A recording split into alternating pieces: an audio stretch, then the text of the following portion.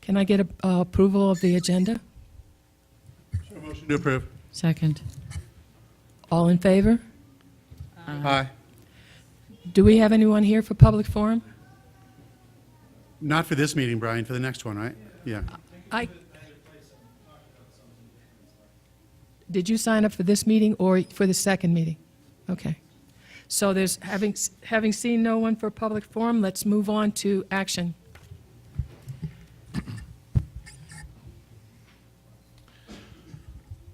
President Price, members of the board, good evening. I'm sitting in for Dr. Garcia, the superintendent, for this meeting as she's on a call with the press over bilingual education.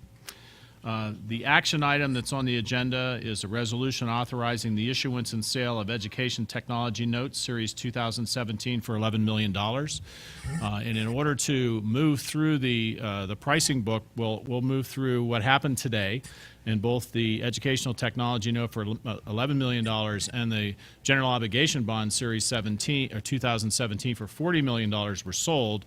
So we have here tonight to present the pricing book Mr. Eric Harrigan, our bond advisor from RBC, and in support with all the legal documents, Mr. Art Melendres from Module.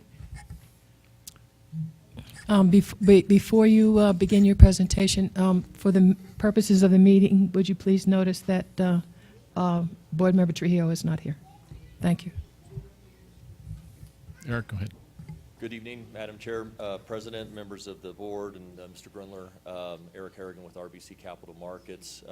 Should have a handout in front of you, and I'll walk you through it. If you have any questions, please feel free to stop me, and then I'll turn it over to Art Melendres to answer any questions, that might be that you have on the documents that before you. As Mr. Grunler mentioned, both the 2017 GO bonds of $40 million and the $11 million education technology notes were sold together today through an underwriting team that was selected by the district of JP Morgan and Wells Fargo. Hogan Lovells was their underwriters counsel. The true interest cost on the bonds was 2.345 for the 2017 bonds and 1.28 for the education technology notes.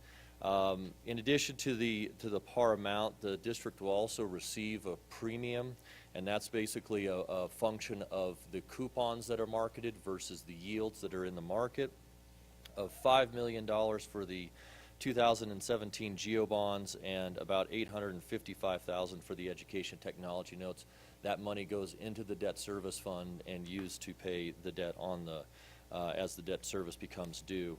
On page 3, just to kind of quickly summarize, this $40 million was the first issuance of $100 million authorized by voters back in February of this year. The projected tax rate for next year, 2017 tax year, 2018 fiscal year, is $4.30, which is 80 cents higher than the district's historical tax rate. And then the $11 million there was $33 million that was voter authorized back in 2016. This is the second issuance of that. There's $11 million remaining to be issued from that election. The district is rated AA2 with a negative outlook. This was a one-notch downgrade from the district's prior rating of AA1.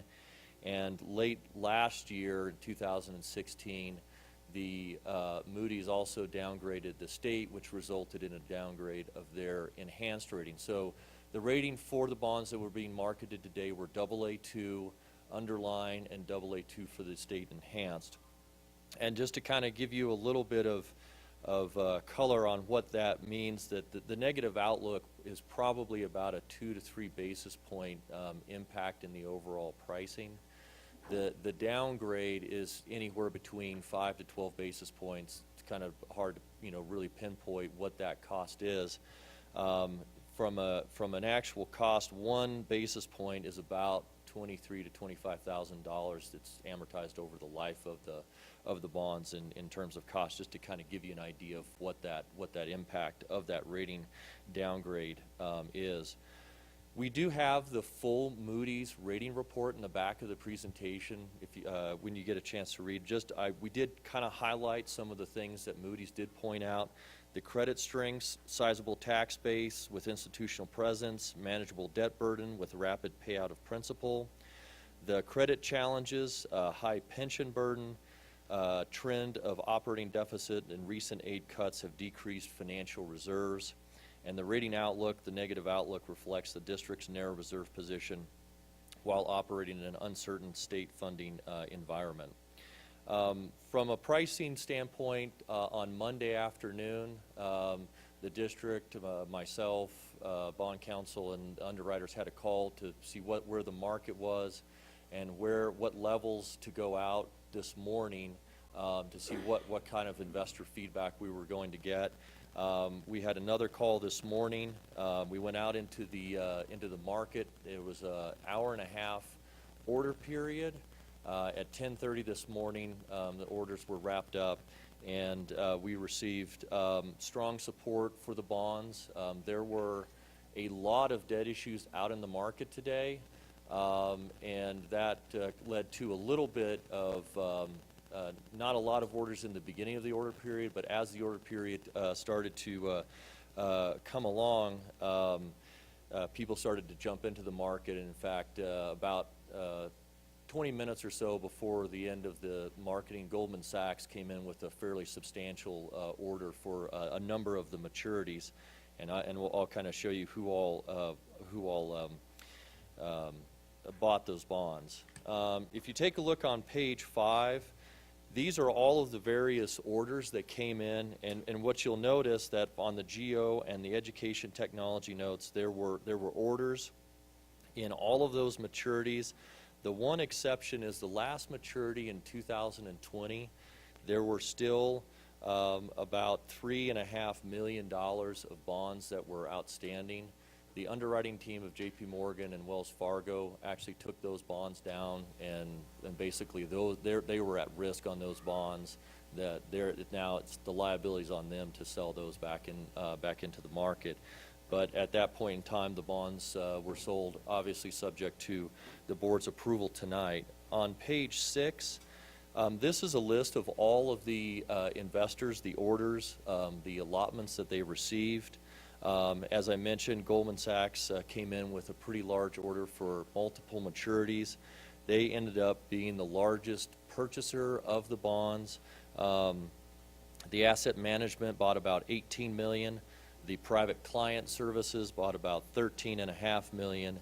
And then the two other larger investors was State Farm and J.P. Morgan also supported the transaction.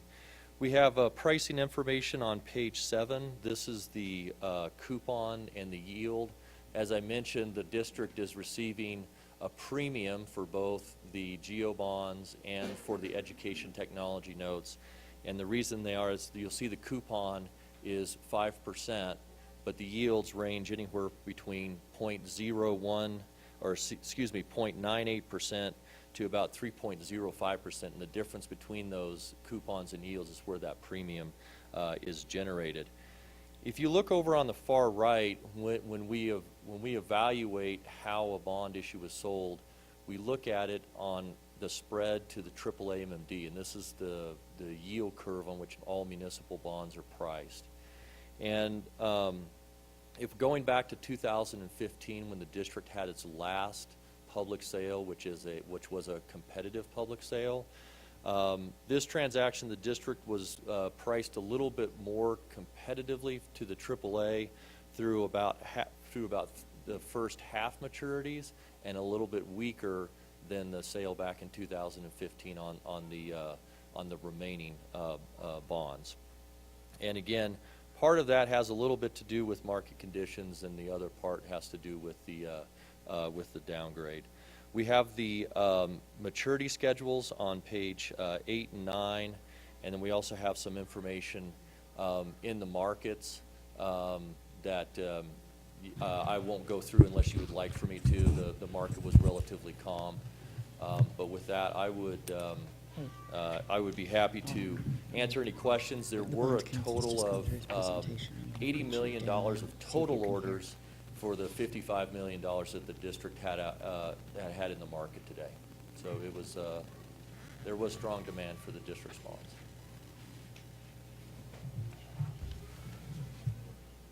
I think Linda is here now. I have a question. Board Member Carrillo? You said 1 basis point was equivalent in dollars to like $25,000. That's correct. And we're down 2 basis points as a result of our drop in the rating. That's really a result of the negative outlook alone. Okay. Because our state is in the toilet, and they're taking us and the other districts with them. So, I mean, that's $50,000, right? $50,000 could be a first-year teacher with a benefit load. So there's a teacher, right?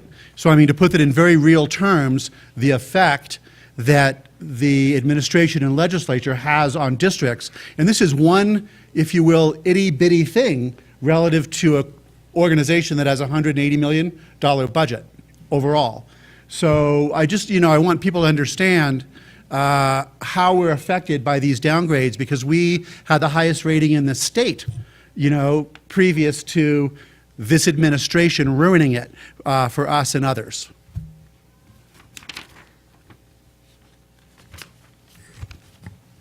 And thank you very much for the work you always do for us. I know you're always looking out for our bottom line, and Carl, you as well, and your team. Absolutely. Mr. Grumman?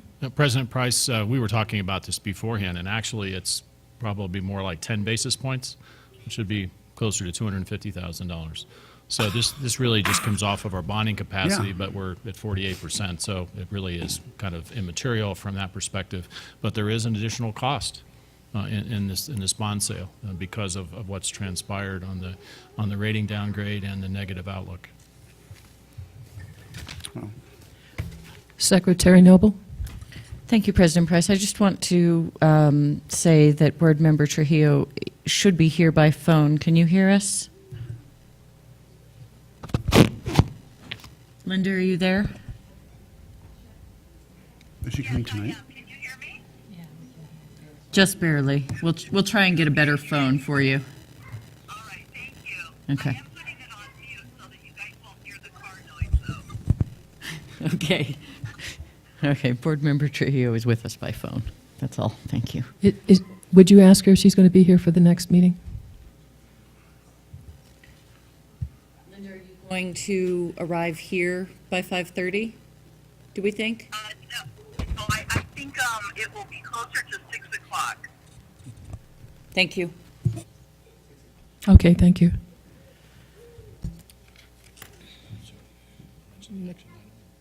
You want me to take? Okay. Do I have a motion?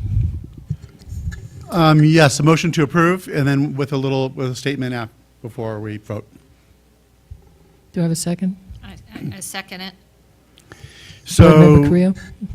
thank you. So the people that are listening, that are here, and for those that maybe are listening or paying any sort of attention, part of our doing the ETN, if we remember 4 or 5 years ago now, Carl, when we first did this, whatever, 4 or 5 years ago, was to bring this district into the 21st century, right, relative to technology.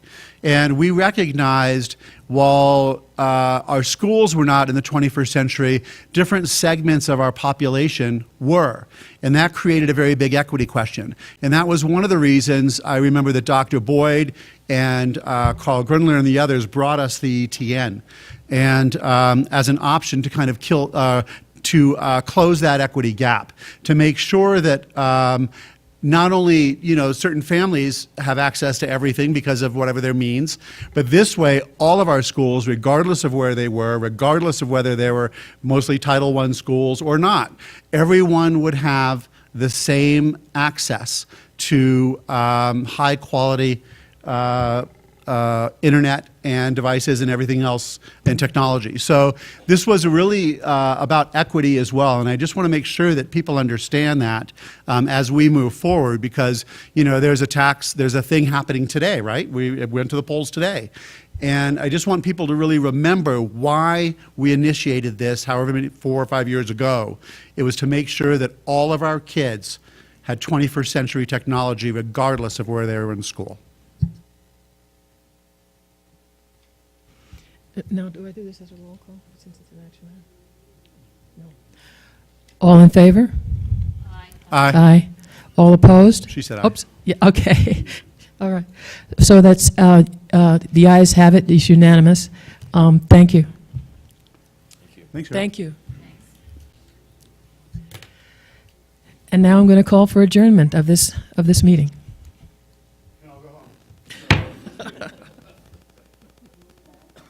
We'll be back in 15 minutes.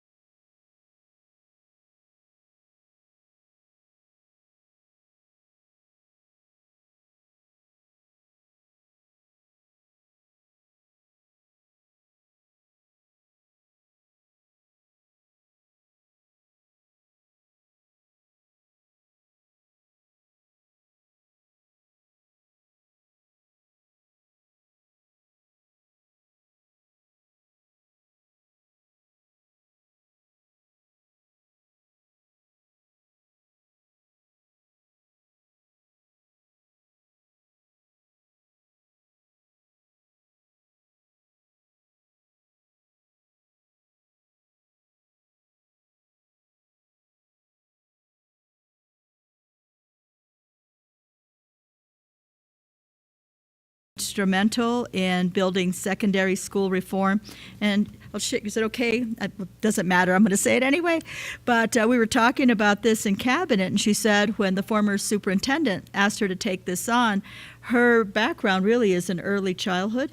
And she was like, okay. So she had to do a lot to prepare and research, and came up with some exemplary work that was done here in secondary school reform.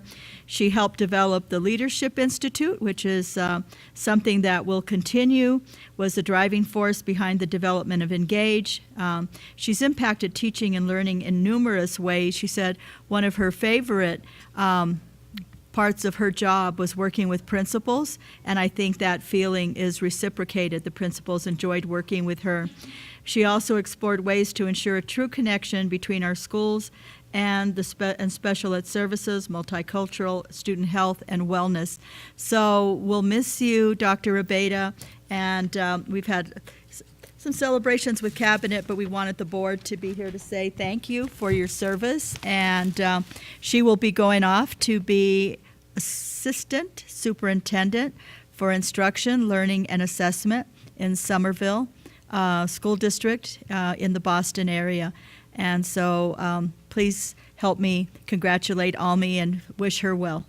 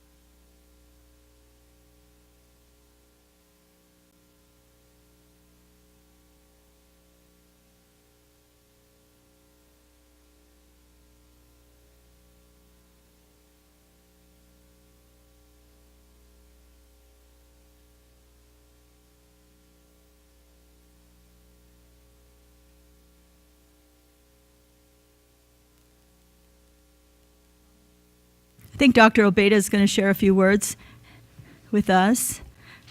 I told her she didn't have to stay for the meeting, so she's going to be out the door here in a second. Special treatment. Thank you. I just want to say thank you. It's been a wonderful 5 years of my career, and just grateful for the opportunity that I was given to learn and to grow. I feel like I've grown so much as a leader here, and what I've learned here I will take with me, and I'm so excited about what this district is doing and what this district has done over the last 5 years and even before and now. It's exciting work. The digital learning with we're on the cutting edge with digital learning, and here we are in Santa Fe, New Mexico. We're on the cutting edge of so much with our early college and all the programs that we have, and I wish you all the best. It's been a pleasure working with all our cabinet members. We have lots of memories of sitting here all night, long nights, and I have lots of pictures of us being tired, and I think that's when we actually bond. But I just want to say thank you, though.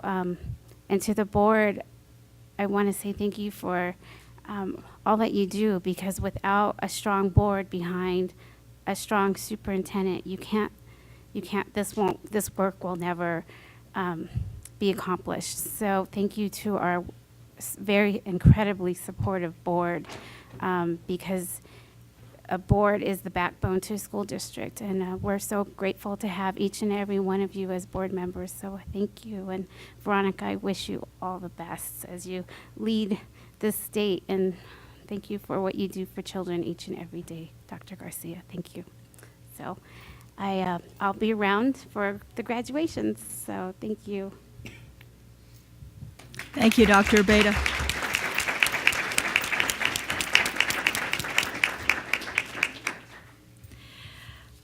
My next announcement, just to let people know, because there's a little bit of confusion if you've checked the PED website, Secretary Scandera and members of the PED team will be returning to several communities to provide an overview of the New Mexico state plan under the Every Student Succeeds Act. It is posted for Santa Fe on May 10th, but it will be at the Pojoaque Valley High School Library. And I called for clarification, and that's just how they posted it. So if people are confused and looking for it here in Santa Fe, it will be on Pojoaque, at Pojoaque Valley High School Library, May 10th from 5:30 to 6:30, if any of you are interested in attending. Santa Fe Public Schools was one of the districts selected to participate in the MOE, Maintenance of Effort Focus Group. We've been selected to participate in this focus group. Our director, Dr. Julie Lucero, will be attending and with some staff representing us. This will take place at the Hyatt Regency Tamaya Resort in Bernalillo, Thursday, May 4th from 1 to 3 p.m. This meeting is open to the public. The Special Ed Bureau is looking to look at the current MOE process and see what can be done to improve efficiency and timeliness. Specific objectives of the focus group are not limited to introducing improved data collection and real-time data monitoring. So we'll report back what we find on that. And now it's super exciting to announce something about supercomputing. Santa Fe High School's Brian Smith's class, and I don't know who's here from the class. Anybody? And is Mr. Smith? The Santa Fe High Team 3, consisting of Ramona Park, Theo Goujon, if I'm butchering your names, I apologize, Lizelle Faust, and Rowan Cahill, mentored by Hope Cahill, won first place and are the two, wait for it, are the first place in the 2017 New Mexico Supercomputing Challenge. They are state champions. Is this fantastic?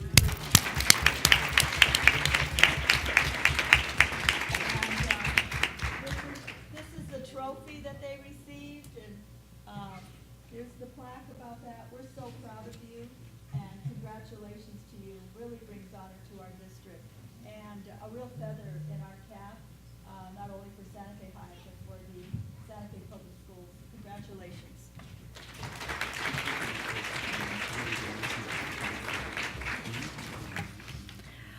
Also,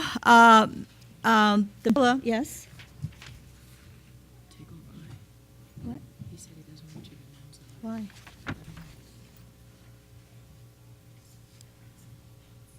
What? Who? Oh. The Mandela International School students state honors. There was a statewide Aldo Leopold writing contest, which resulting in Isabella Clark winning 8th and 9th grade category and was honored at an event at the National Hispanic Cultural Center yesterday with an award and a speech. She won $500 as well as garnering $250 worth of books for their library. And MIM's 7th and 9th grade chess team competed in the state tournament in Albuquerque for the first time. So very proud of them. And I don't know if we have anyone here from the Santa Fe Rotary? Yes. Okay. So if you could come forward. The Santa Fe Rotary Club donated $6,000 to the Santa Fe Public Schools. The club held a golf tournament last September. The proceeds went to Santa Fe High School and Capitol High School's food and clothing banks. The club, with the help of a matching grant, donated more than $6,000 in ready-to-eat food, school supplies, hygiene items, and clothing. Rotarians worked with Interact Club of Capitol High School 2016, as well as a former president from 2014 Interact Club from Santa Fe High, to purchase the items and load the public school Suburban for delivery. So thank you so much. These were all delivered last month, and so thank you again, and please accept a small token of our appreciation.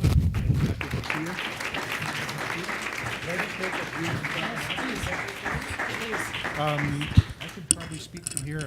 Okay. All right. So thank you very much, Dr. Garcia. I would like to thank all the people at Rotary and all the other volunteers that helped. But I'd also like to tell you we're doing it again this coming year, September 29th, which is a Friday. It'll be at Marty Sanchez Golf Links, and we will hopefully do even better this year than last year. We will get matching funds again from the Rotary District, and hopefully we'll be able to donate even more for the coming school year. So I would like to see some of you out there if you could, and I think it's for a great cause, and Rotary really wants to do as much as we can to help the schools in Santa Fe, and particularly the 2 high schools, and we're going to do what we can to make next year's tournament even better. So thank you. My husband and I attended the event last year, and we had a great time. So thank you so much. Also tonight, Pizza 9 fundraiser for education. Anyone here from Pizza 9? So we have a certificate for them, and they have, which I like, a check for us. Is Claudio Trujillo? Claudio? So Nicholas, and your last name? Nicholas Trujillo is here. In light of recent budget cuts toward education and sports activities across the state, Pizza 9 held a fundraiser on Monday, April 24th. All Santa Fe Pizza 9 locations donated 100% of their profits to our district. Thank you, Pizza 9.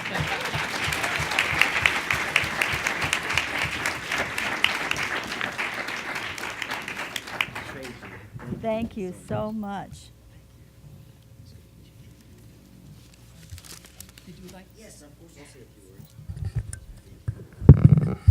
We just want to let everybody know that we want to do more fundraisers. We want to do more donations for you guys, and we want to give back and help the community as much as we can. Also, we also have great specials for the staff and board members and all that. So we're here to help. Thank you. Vice President Cashman. And I would just like to thank Pizza 9 throughout the state, because it wasn't just Santa Fe. Across the state, they donated on the same day. So thank you so much as an organization. Thank you.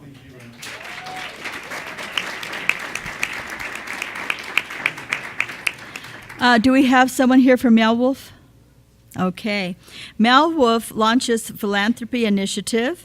We are so grateful, and they too, not only the Santa Fe Public Schools, but nonprofits as well in the area, received a total of $125,000. They set aside $25,000 to go directly to the Santa Fe Public Schools. Thank you so much, and we also have a certificate for you. Would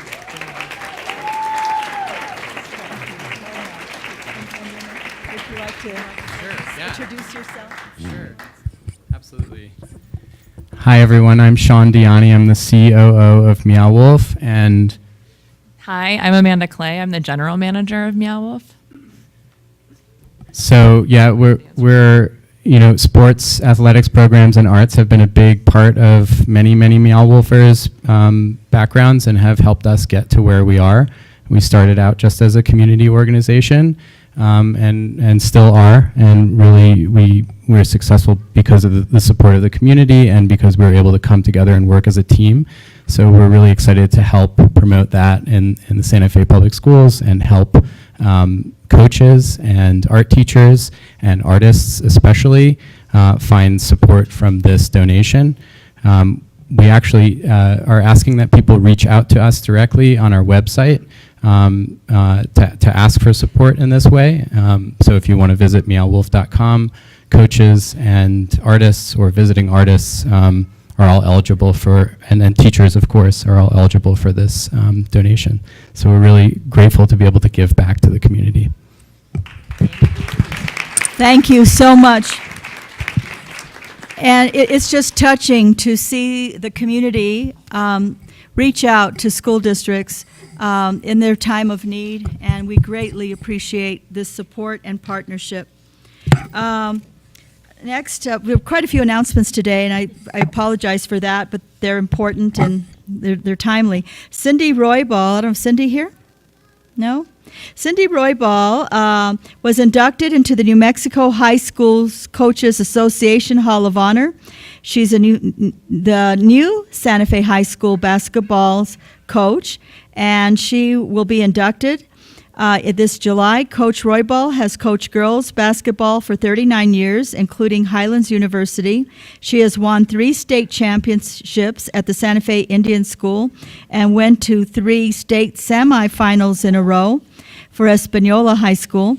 Coach Roybal has also been inducted in the Naismith Hall of Fame for her participation with the All-American Redheads, the first professional women's basketball team in the 70s. So expect great things from women's basketball. And I hope I didn't announce the one I wasn't supposed to. Okay, I'm going to turn this over to Willie Wiebe, who's going to announce Santa Fe High School track and field. All right. Well, our AP tests are going to be going on this week and next week, and some statistics for you. 412 exams were ordered for 21 different subjects. So, and 228 students are taking these exams. So, very stressful week for a lot of the school. As Steve said earlier, the Good Man, Charlie Brown, our musical is coming up, and so definitely come out and see that. For our track team, we had 6 athletes who qualified for our state meet. And our districts are coming up this Friday and Saturday, where more of our athletes are hoping to qualify. This Friday, the 5th, the seniors who were chosen as Royal Blue recipients have their ceremony downtown at the Inn of the Loretto Hotel, so definitely come out and watch them. And next Friday, the 12th, is our Spring Student Art Show and our Culinary Department Student Food Show, all at the same night at the high school, starting at 4:30. So definitely come out for these great events. And I apologize, I jumped over because I was going through my list and I said kick that to Student Board Member Wiebe, and I did that. I have 2 more. The National Association of Music Merchants Foundation has recognized Santa Fe Public Schools for its outstanding commitment to music education with the Best Communities for Music Education designation. The board should be very, very proud of this. This is the 4th consecutive year Santa Fe Public Schools has earned this distinction. And then last but not least, Aspen Community Magnet School, El Dorado Community School, and Santa Fe High Schools will compete in the state band contest on Friday and Saturday, or they competed on Friday and Saturday, April 21st and 22nd. And they came in 10th in the state out of 17 competing bands, and we're just very, very proud of them. And I had promised that we would be announcing some principal announcements, and in the audience today is, hold on a second, where are you? Gary DeSanctis. And I introduced him before.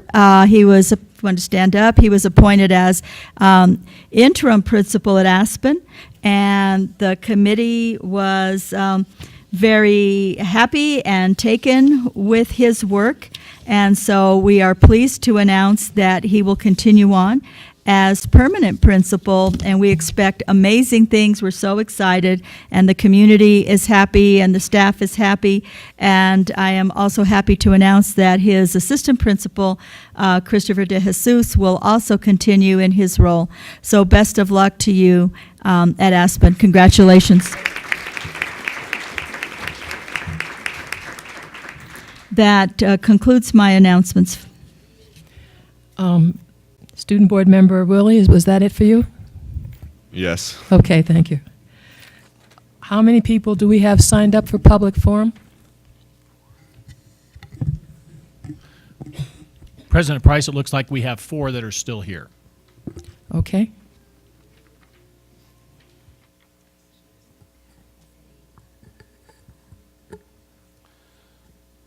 The public forum ground rules are as follows. Turn this up a little bit. Please listen and speak with respect. No uncivil conduct will be permitted. Please do not discuss any specific student who is not your own. No sharing of time. Self-monitor and observe the 3-minute time limit. I'll give you a 30-second warning when your time is almost up. Public commentary and dialogue is allowed only during the public forum, not throughout the meeting. Please search for answers on common ground. You may speak on any topic, whether it's on the agenda or not. Your input will be taken into consideration. Please be advised that the board may discuss your issue during the meeting, but by law, the board cannot take action on any items that are not on the agenda.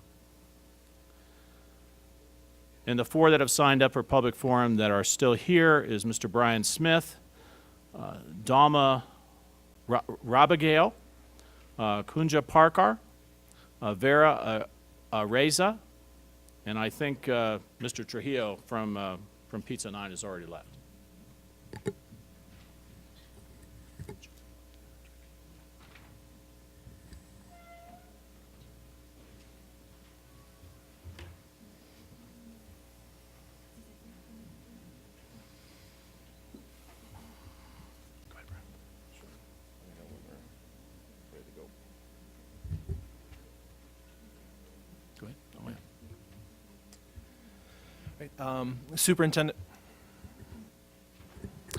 Superintendent Garcia, members of the board, I'm here today to thank you, Dr. Garcia, for recognizing my students' work in the Supercomputing Challenge. Many of them have competed for multiple years now. And the reason that I'm here to speak today is to talk about academic competition in general. We have, be it the MIMS Writing Award that was just announced, the Supercomputing Challenge, Model UN, Model Legislature, the Science Fair, the Science Olympiad, all of the various different academic competitions that our students are involved in this district, ride almost entirely on the backs of individual teachers who give up their time and energy and often money as well to support these endeavors. This class that supports the Supercomputing Challenge was actually not taught this year, mostly because I'm the only computer science teacher at Santa Fe High. And so the 2 teams that we had compete did this entirely on their own time, out of their desire to compete and better themselves. Capitol High sent a team to the Supercomputing Challenge as well. ATC sent 2 teams, one of which was also a second-round finalist. And so I'm here tonight to ask the district for more support and more coordination for academic competition.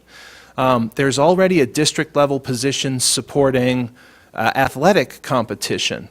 It would really be a boon to those of us who are trying to encourage academic competition to have the support of, financially and personnel-wise of the district as well. Just to give one example of a way that this could save money, ATC had to take a bus up by themselves. Capitol took a bus up. We took our own bus up, and it could, if we were able to coordinate these things more at a district level, allow more students to participate and take some of the burden off of the teachers who are organizing this. So that's what I am here today to urge the district and the board as well to more directly support the academic competitions that our students are engaged in. Thank you very much.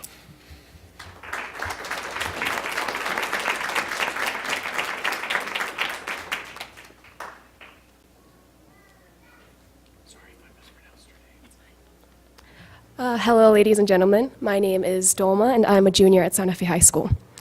So today I'm going to talk to you a little bit about an organization I'm a part of. It's called First Serve New Mexico. First Serve is a tennis and tutoring program for kids in elementary through high school. And I've been in the program for about 5 years, starting out at Aspen Community Magnet School. And I can honestly say it's probably one of the best decisions I've ever made.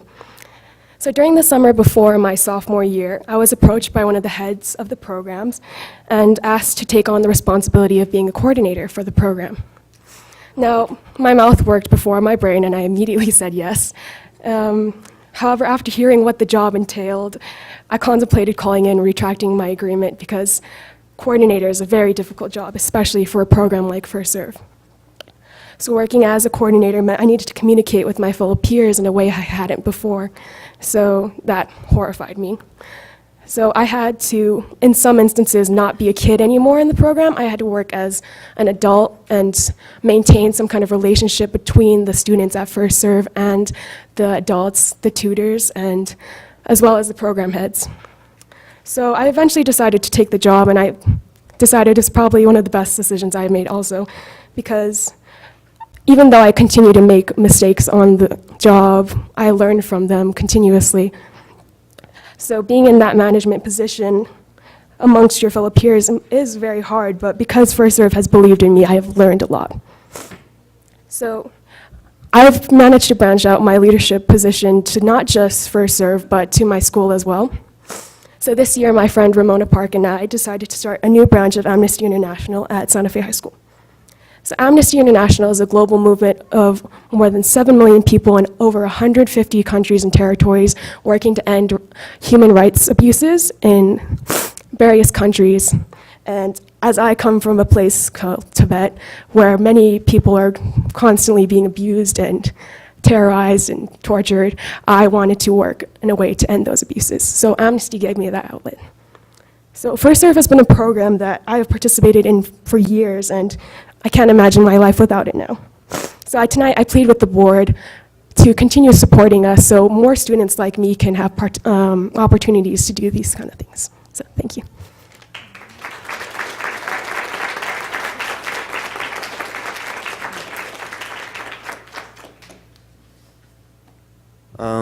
Good afternoon. My name is Kunja Paukar. I'm a junior at Santa Fe High School, and I have been a part of First Serve New Mexico for 6 years.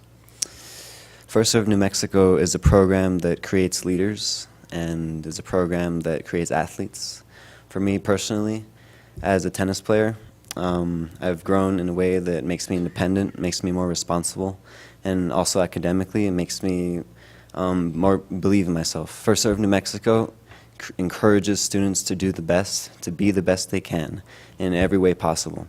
And not only encourages, but they believe that you can do it and you can be the best at all times. I can tell you right now that if it wasn't for First Serve New Mexico, I probably would have never picked up a tennis racket and gone to play for a Santa Fe High School tennis team. As well as creating athletes and creating leaders, First Serve is very interactive in your life. They ensure that you are passing all your classes, even if it's not your high goal or priority. First Serve has also helped me achieve my goals and my dreams, and I don't think I would have ever reached those if it wasn't for First Serve. Also, First Serve has helped me take those steps necessary in order to achieve my goals and going to the colleges that I want to. It has helped me realize what I need to do when I get older in order to achieve those goals and continue doing them. Making hard choices is part of that, and also high consequences with great responsibility, great risks, high rewards. And thank you.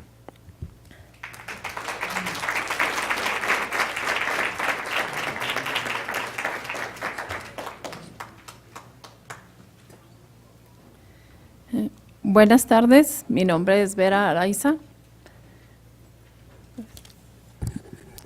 Good evening, my name is Vera Araiza. Yo estoy aquí para agradecerle a la maestra Rosángela Rushes. Soy ciudadana gracias a estas clases de Parent Academy. Me ayudaron mucho. She is here to go ahead and appreciate Ms. Rosangela Roches. She's a teacher and she helped her in her U.S. citizen classes, part of Parent Academy. Espero que sigan porque motiva a seguir adelante.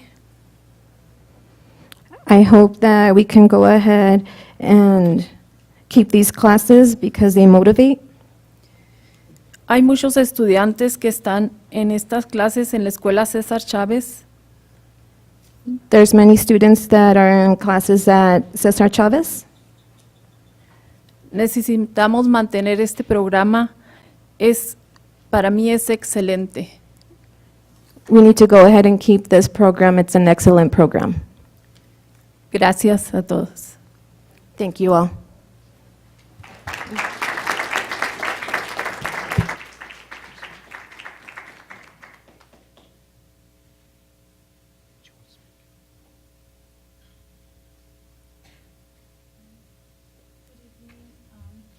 Angela Rogers, and I just want to say that I feel honored to be working with students like her who are seeking their citizenship and doing a great job in this country. I feel very proud of them, and I want to thank all of you for giving me the opportunity to help them, and they are doing a great job.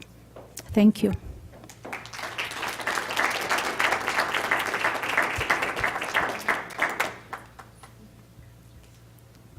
President Price, that concludes our speakers for this evening. Thank you very much. Now we're ready for union update.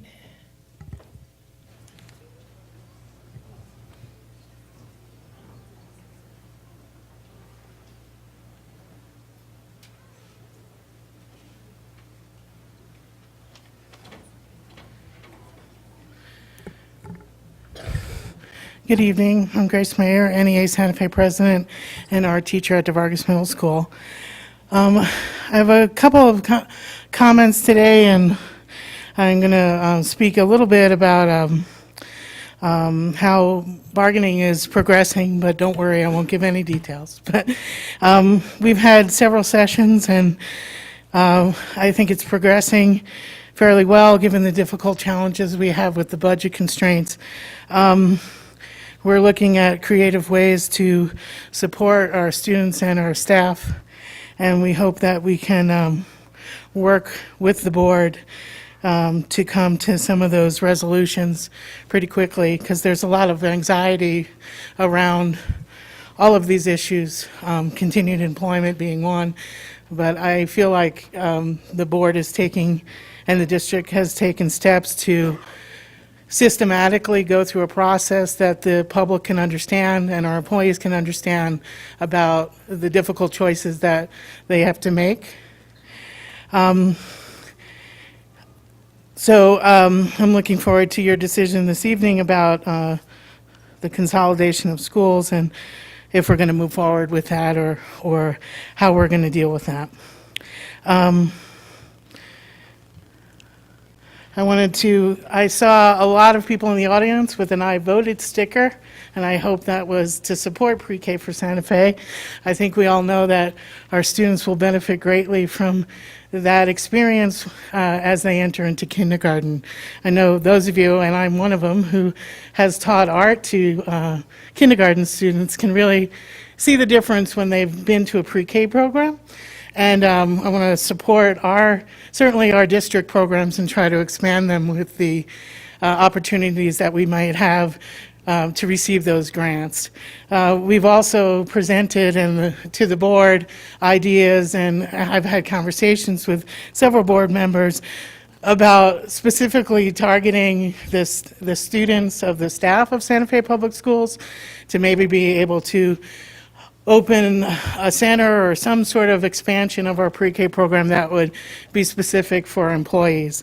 I think this will help to encourage young teachers, and some of you are here with your young children, to stay in Santa Fe, because unfortunately what ends up happening, it's very difficult to raise a family here, and a lot of times they move on to even different parts of the state, but to other states, surrounding states that pay more and that have more available childcare. So if you didn't go vote, polls are still open till 7.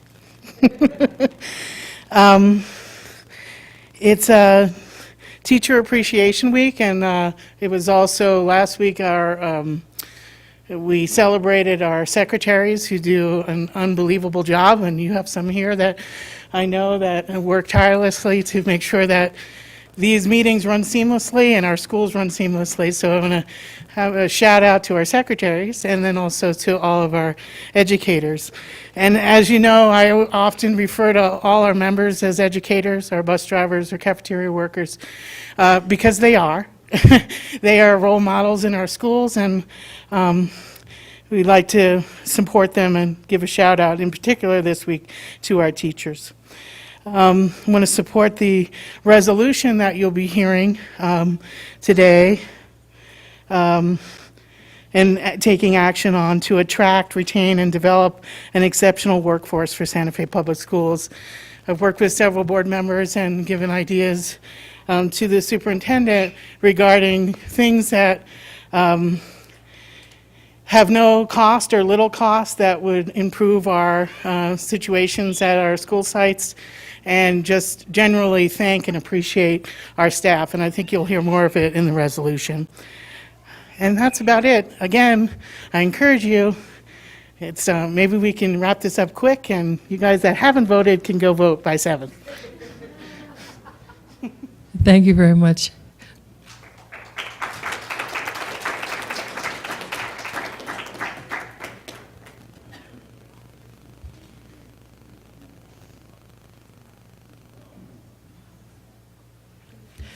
So let's move on to consent. Now, my understanding is you wanted to talk about E separately.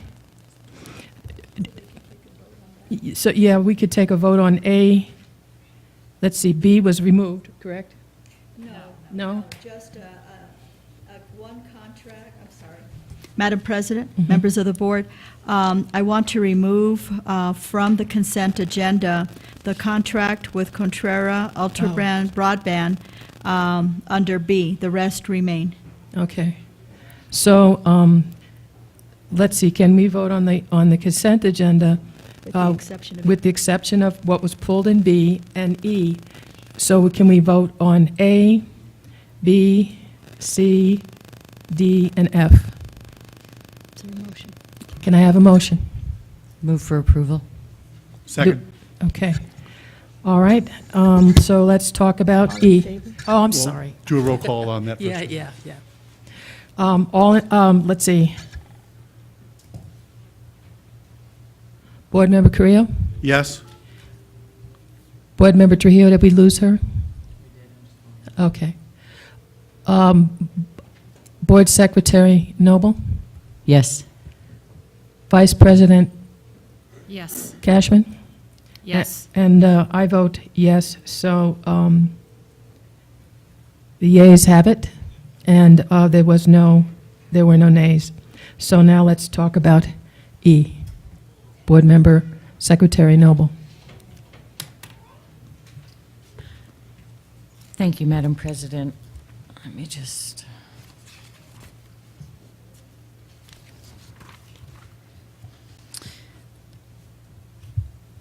My question was, do we, given that we took the contract off, is it important to move this selection forward this evening? So is that question? Yes. All right, so just for clarity, Madam President, I'm going to ask our Chief Financial Officer to give a little bit of a context, because I'm not sure the audience and maybe the whole board understands the entire context for your question. So would you provide that context, Chief Financial Officer Grendler, and then answer Secretary Noble's question? Yes, Superintendent, glad to. President Price, Secretary Noble, we have an opportunity to improve our service to students at a reduced cost over time.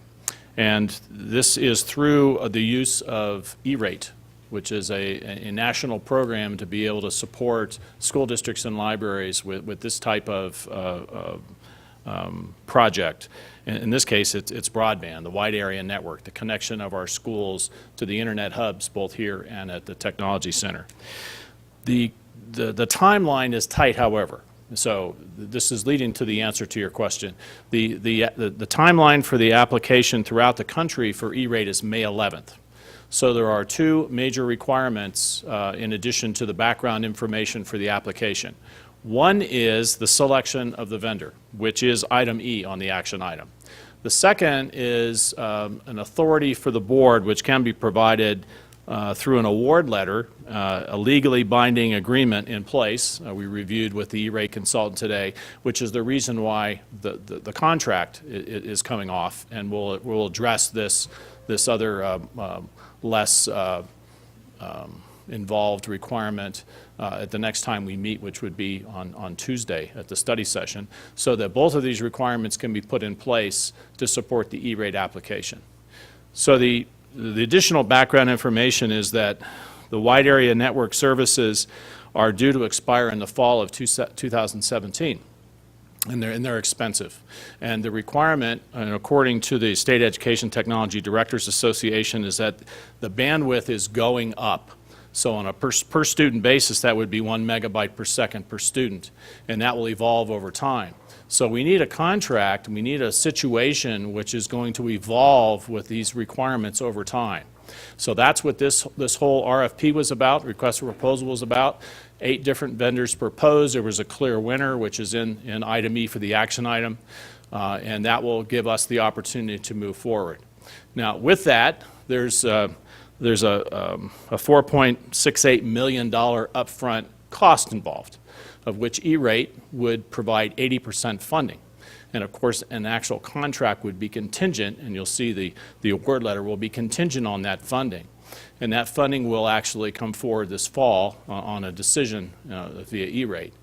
Then the rest will have to be supported by the district, which is also refundable. 5%, approximately $450,000 of that, would be refundable from the state. And then the remainder, when the project is complete, sometime late in 2018, would be refundable from E-rate. So we would be able to move on providing this tremendous flexibility and a significantly lower monthly cost and a service to our students long-term with this capability for basically a minimal capital cost. So the short answer to your question is yes, the action item tonight is necessary to support the E-rate application. Vice President, continue, please. Thank you, Madam President. I guess my question is, given that we are going to look at the whole package next week, do we need to move on the RFP award tonight, or could we do it all at once, given that, E-rate, I know, is an incredibly complex program, and there are a multitude of requirements, and I guess my preference would be to do it all at once, but I'm wondering if there's a particular reason to do this award tonight.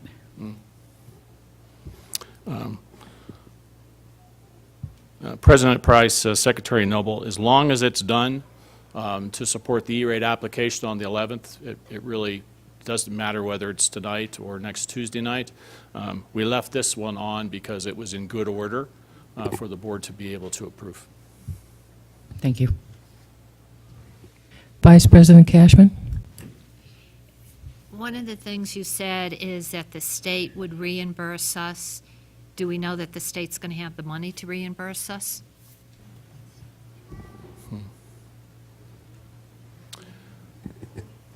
President Price, Vice President Cashman, my understanding is yes, that this is a program that is funded to be able to support this investment. Board Member Carrillo? I mean, I would support just keeping it on tonight because the staff has already done the work to do so, and there doesn't seem to be a real advantage not to. It's interesting because I was going to speak about this relative to the contract, but I can speak about the points I was going to make then now, and that is that, and it's relative to the budget overall. And I know that so often when we're at this time, and even the superintendent has suggested that perhaps we can make cuts in admin of $700,000, or, you know, I'm not a big fan of that, and this is why I'm not. Okay, and I know it's I mean, I consider it a knee-jerk reaction when people instantly, when there's a budget shortfall anywhere, cut admin, cut admin. This is what admin does. This is saving us upwards of over $10 million for 10 years. Right. Over 10 years. But this is what admin does. Admin writes grants to bring money into classrooms. Admin does things like E-rate to make sure that we're getting better broadband, better technology for less money. And if you don't have people in these positions to do that, then it doesn't happen, okay? And all the way around, this is why we need to support the administrative efforts in our district. And as I brought up in the last meeting, when Dr. Boyd was here, I mean, the net result of his first year was over a $500,000 cut in admin. And he really went around and did desk audits all over this district. And one desk actually on the other side of the room there had somebody sitting there not answering to any supervisor. Just somebody whose supervisor had left, and they continued drawing a paycheck. And so, I mean, these kinds of things have to be done. But, you know, we took a $500,000 hit then, and I know that Dr. Garcia is trying, just being very vigilant in trying to find another $700,000. But my own personal feeling is if it's not there, it's not there, because things like this have to get done. All of the work that gets done with our all of our environmental program that Lisa Randall does takes an enormous amount of staff to put all of these things together, and even to know what's available out there. You know, like the E-rate and like the energy conservation bonds. I messed up the acronym on that one. It's like, what is it, CERB? Right. The CER, what's that? What does it stand for? Conservation Energy Revenue Bonds. Clean energy. All right, good. Clean energy revenue bonds. I mean, we're one of the first groups in the state to really take advantage of that, but we're able to do so because we have brilliant staff. And we lead the way all over the state in things like this. So, you know, as people are just saying, cut admin, just, you know, maybe take a deep breath. Think about all the things we do. Okay? Principals are admin when you think about it, right? They're on-site leaders of their buildings. So just, I would ask people to be cognizant of that. And I do support keeping this on tonight just because they've done the work already, and I don't see any advantage to waiting. Dr. Garcia?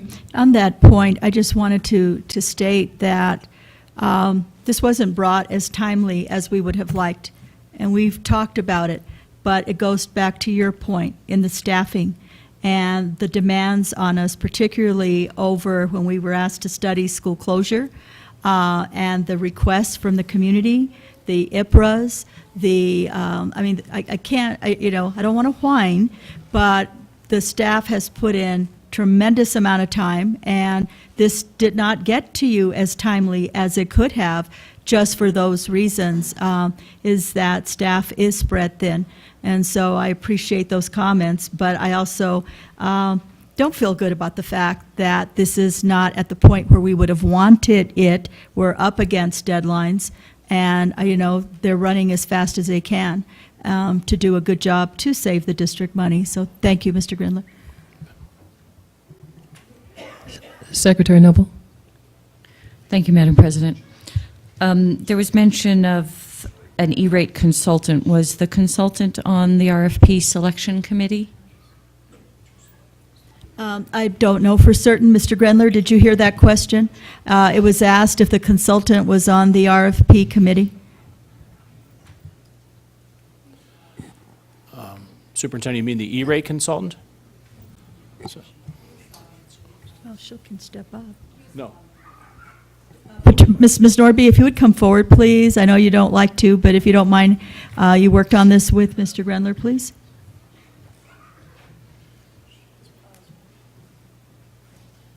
Ms. Norby, if you don't mind introducing yourself, since you have new board members, and your title. Thank you. Hello, I'm Patricia Nordby, Director of Technology. Hello, everyone. To answer your question, our E-rate consultant was not on the selection committee. May I ask how long you've been working with the E-rate consultant? I would say we've been working with this company for the past, at least 12 years. So they have been a part of previous E-rate awards and build-up? Yes, they help us tremendously in getting our E-rate forms filed and approved. Thank you. Do I have a motion? Sure, I'll move to approve consent item E, the fiber optic wide area network solution. Do I have a second? Second. Well, let's do a roll call. Board Member Trujillo? I'm sorry, Board Member Carrillo? Yes. Board Member Trujillo? Yes, Madam President. Secretary Noble? Yes. Vice President Cashman? Yes. And I vote yes. There were no nays, and so it passes. Thank you. Madam President? Yes, Just a point of, and it may be too late, but I was trying to say yes when you voted for the consent agenda, but my car turned off and my phone also turned off.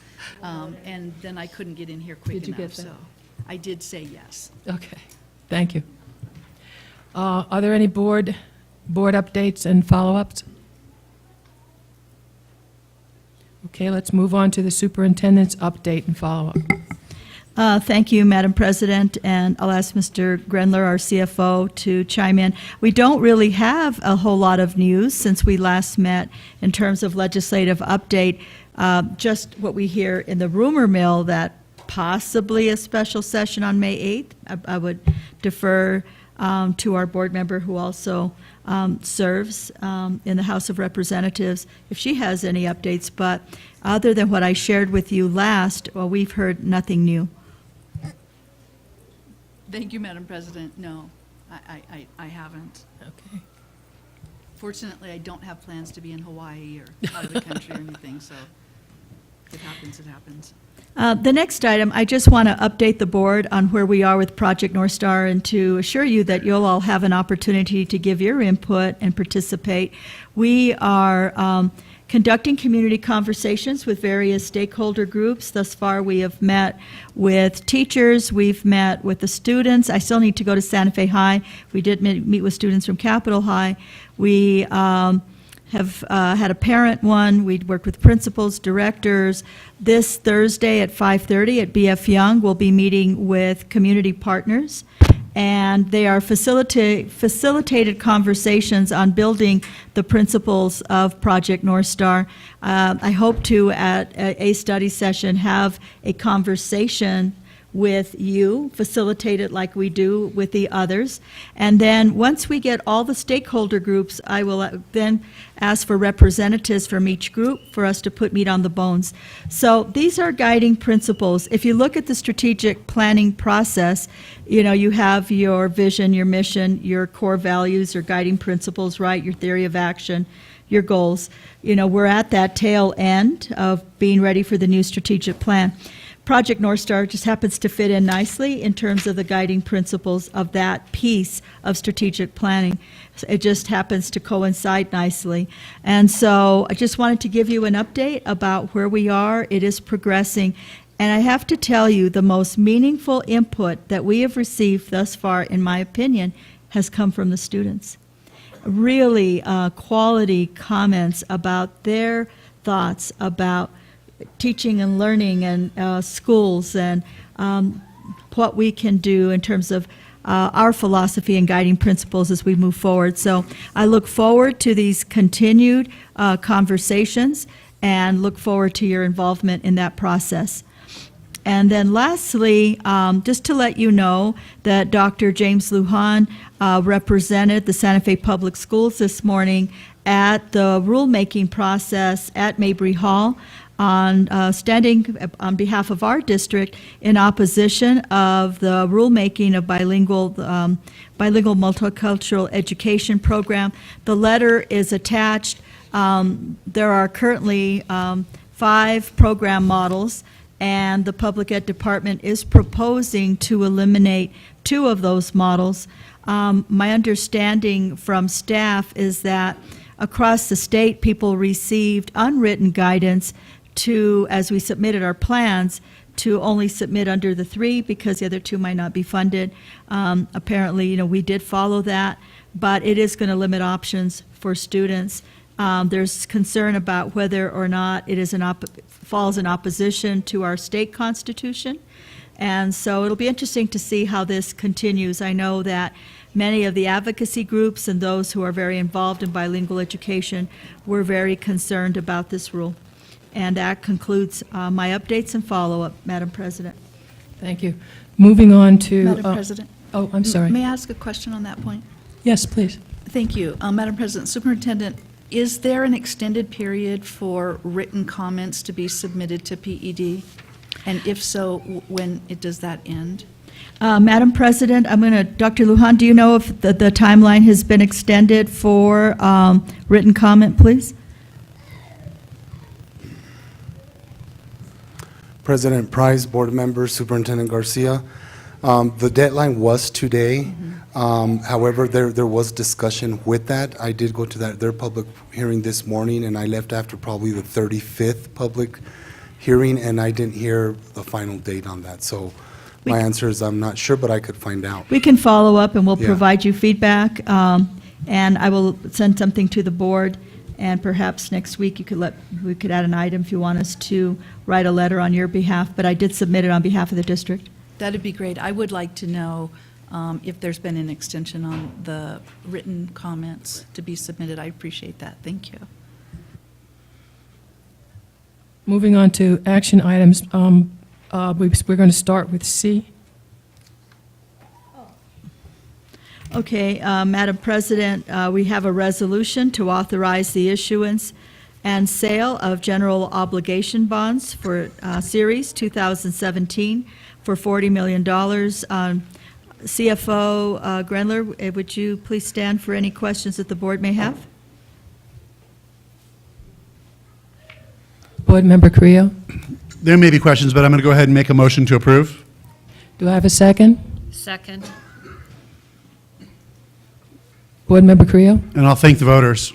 I mean, it's because you come out and you support your public schools and bonding that we have amazing facilities and in the ETN and everything else. So just thank you to everyone in Santa Fe County and within the district for supporting our bonds.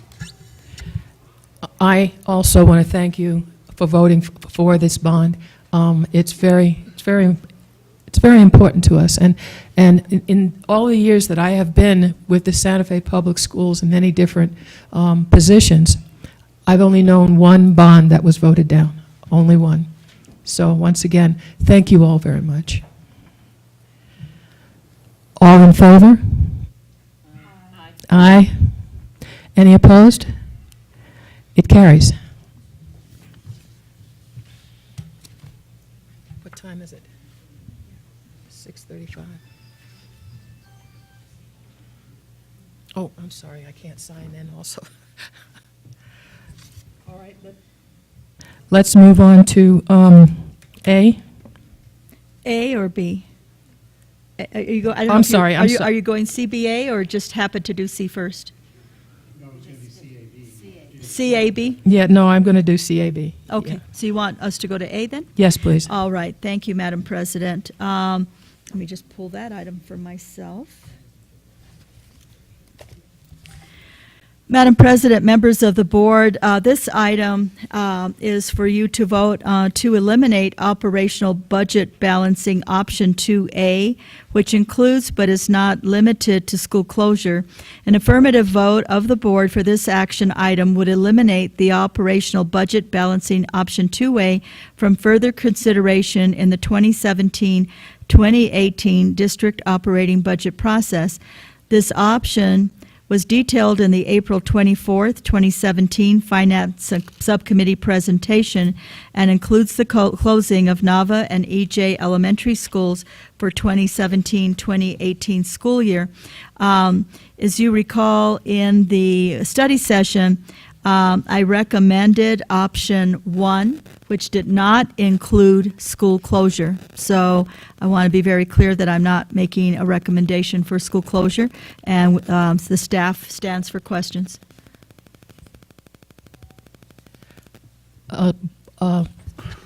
Vice President Cashman? I want to say that I think it's premature to eliminate option 2A. We are adopting, if we go with option 1, that's a high-risk financial to us as a board. If the state, which they have not finished the budget, and I'm very concerned, and I'm very concerned with that. The legislature has not been able to call an extraordinary session from information out in the public, even though it's at the courts. The court, I heard, may turn it back and tell both parties to negotiate.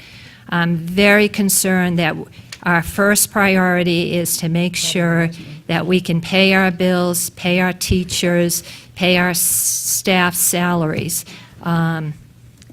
if we eliminate option 2A, then to me, it appears that we have problems with consolidating the alternative high school programs. We would be putting them into a building, Alvord, that we had hoped to sell to bring back money to the district to shore up our low cash balances, our operational budget. By eliminating option 2A, the challenge still exists on school closures. We have declining enrollment, we have too many elementary school seats, we have 3 elementary schools that will require rebuild in the future, all within 5 miles a radius of each other. And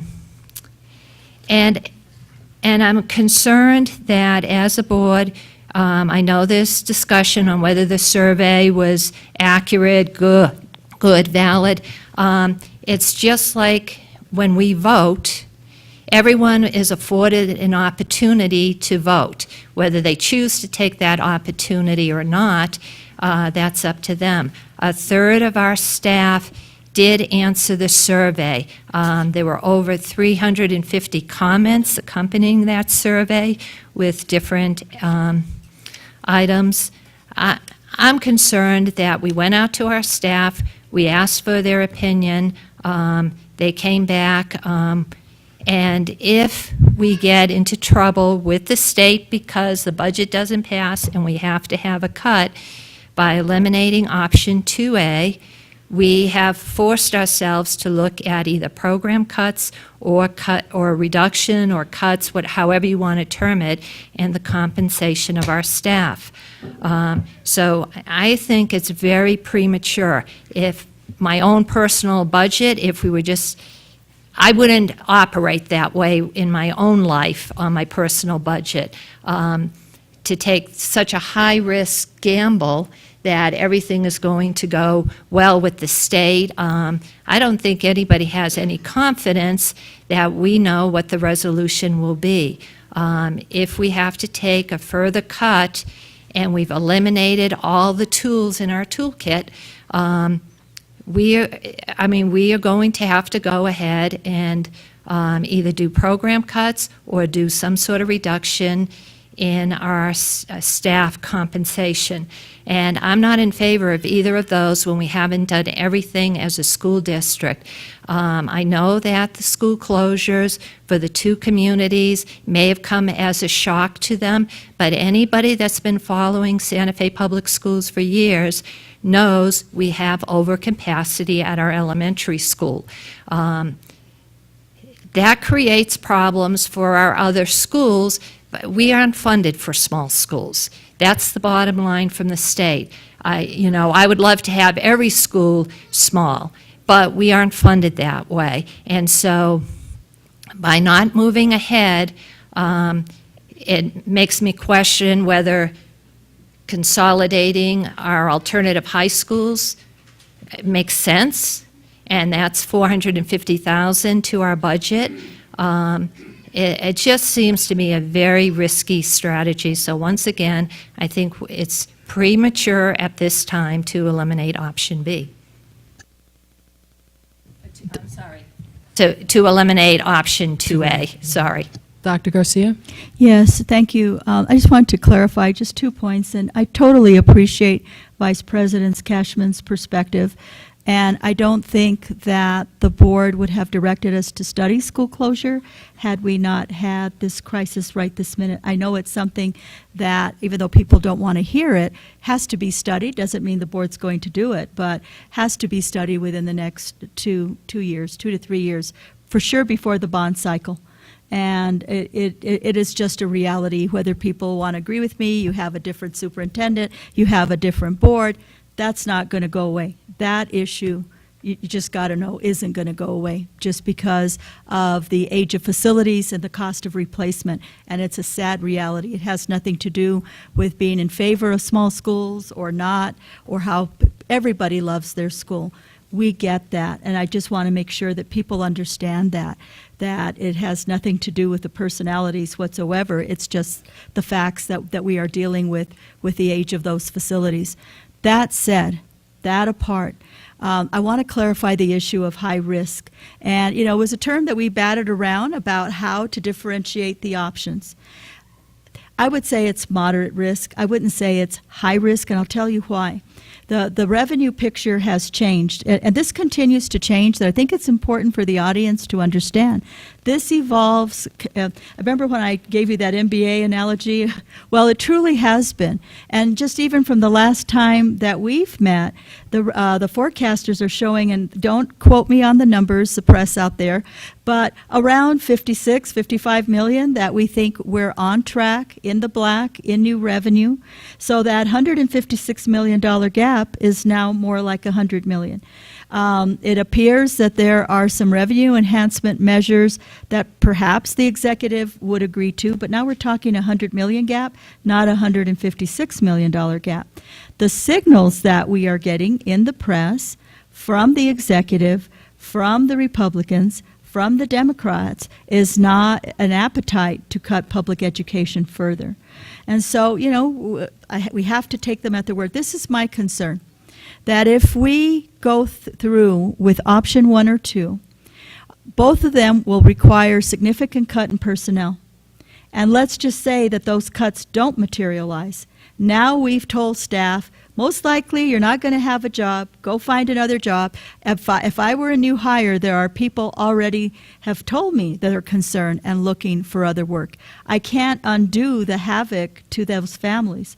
So if the legislature were to come back and say it's 0.25% or 0.5% of an increase cut to public ed, then there are ways that we could deal with it, or we deal with it at that time.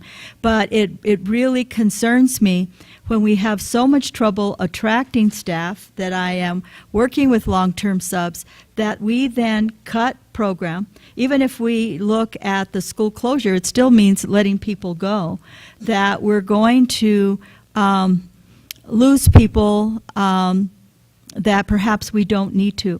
And from what I've heard from legislators that have spoken that I've asked, I've also talked, and I have great respect for our CFO. I've talked to other people that I respect in the state that understand school finance, that understand state finance, and I asked them, what do you think about our approach? And I've gotten very good feedback, from people that I know in the business, that they feel the approach we're taking for our district, I can't judge other districts, but the approach that we're taking appears reasonable. The truth of the matter is nobody knows for sure. And then there was one other point, and now, the alternative school program. Correct me if I'm wrong, because I don't have it in front of me, CFO Grenler. But my understanding is that the alternative school operational cost savings is in the $178 million. And so we need that. And Ms. Our COO, Ms. Wagner, Yonda, can talk to this, but I've grilled her about, well, how can we work this through for us to be able to, what could we do instead of Elvord? Well, if we find Elvord, moving them to Elvord. Well, if I break it back up again, then I'm back in the same boat. I don't save the operational costs, and we don't believe programmatically it's the best route. So, right now we will, if the board approves that, we will look at Elvord. It's not without cost, but it's not impacting the operational budget. Should we have a buyer, which takes several months to be able to process through that, then we would have to take a portion of that savings and look at a rental facility, or maybe something will change at the community college. I mean, all of this continues to evolve. But I just wanted to clarify that issue of risk, and I hope that helps a little bit. It may not totally solve your concern. I mean, they are well placed, and I totally respect your opinion, Vice President Cashman, but I did feel the need to respond. Board Member Carrillo? A couple things. First, in hearing what you're saying, Dr. Garcia, I mean, it really makes me anyway not wholly trust the people managing the numbers. I mean, if things change this constantly, to me it draws into question their credibility. And it makes it very hard, for us, as well as I'm sure for districts throughout the state, to manage their budgets and to come up with a budget. I have a question for you, Dr. Garcia, and then I have more stuff. So I don't understand. I guess I'm not understanding why there's a recommendation of not available if the recommendation a week ago was option 1. Why would it on this? I'm sorry, where does it say recommendation not available? Under next to recommendation. Oh, sorry, I think that's my lack of attention to detail, so I'm verbally okay. giving you the recommendation. Got it. Is to pass it. Okay, got it. I'm Okay. sorry, but No, thank you that's for okay. I that was just clarification. I yeah. appreciate it. No, of course. And I know it may have been more of a high-risk gamble, to use Ms. Cashman's terms, but I think the higher risk and the greater sense of damage done to the district, to these schools and families by trying to do something this quickly. And that's the main thing, this quickly, because we do know that we are going to have to examine closing those facilities or doing something with them, soon. But I mean, that's why, as I understand it, that's why Albuquerque took closure off the table. There was no way they could basically inflict, and I'm using that word very intentionally, that kind of damage on the district, the families, the community, and the schools and the kids. It made no sense at all. So what I wanted, my concern around tonight, and if anyone's wondering why there are 3 whiteboards there, is because I asked for a whiteboard.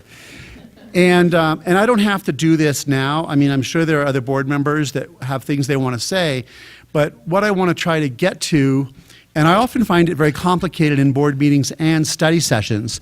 It's like if we were rolling up our sleeves, any of us, right? And we were in our office thinking, what are we doing with the budget?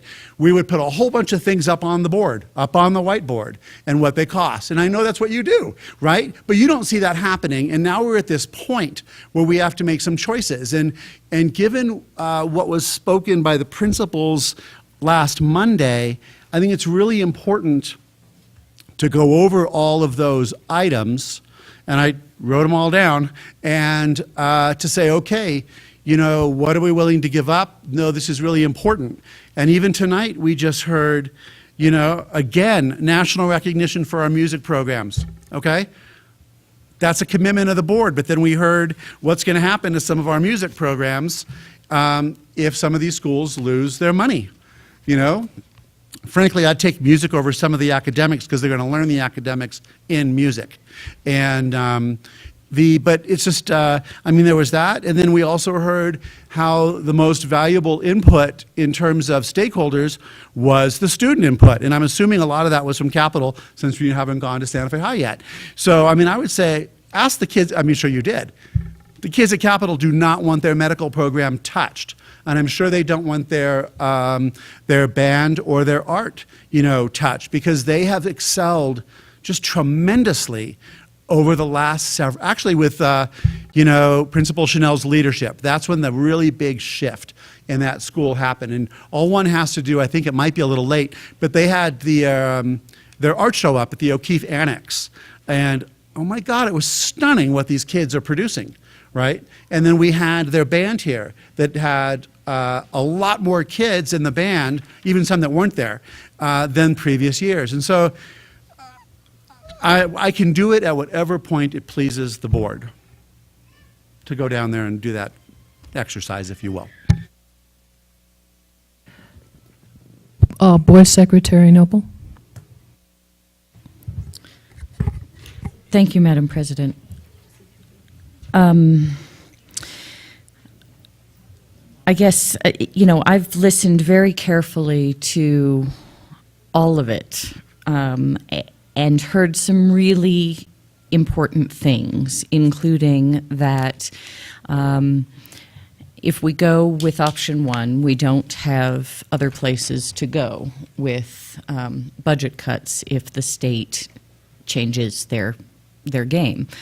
And I also want to note that option 1 did not activate the $3.1 million, which I consider pretty incredible work by the principals and the staff to cut, and I know that there are some important program cuts going on at schools, but that is also, in my mind, a somewhat flexible number that has been identified already, and I like option one, as I've said, because it doesn't require us to dig deep into those $3.1 million of cuts to the schools. I also understand very well and have come to understand that we have a real structural problem. To quote the phrase that keeps sticking in my head, our schools aren't where our kids are. And we need to address that. And I hope we can address it in an incredibly intentional way that takes into account not just the numbers and the budget, but the program and what we want to do and how we want our schools to look, and, you know, the model of small schools and what that costs in the larger context versus larger schools and all of that. But I guess I agree with the sense that that I do want to take closure off the table now, that if we do that this year, it's fast and it can't be undone.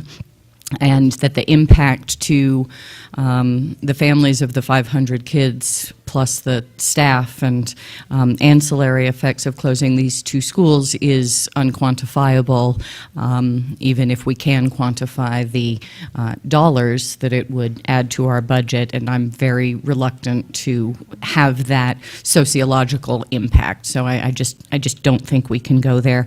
And I think that we have to, as Dr. Garcia has said, take the state at its word to some extent, and I also feel pretty strongly that in this governmental body and in all other governmental bodies, austerity is a problem. It's a real problem, and we have to turn away from austerity as much as we can and try and keep the resources in service of the humans that are in our system.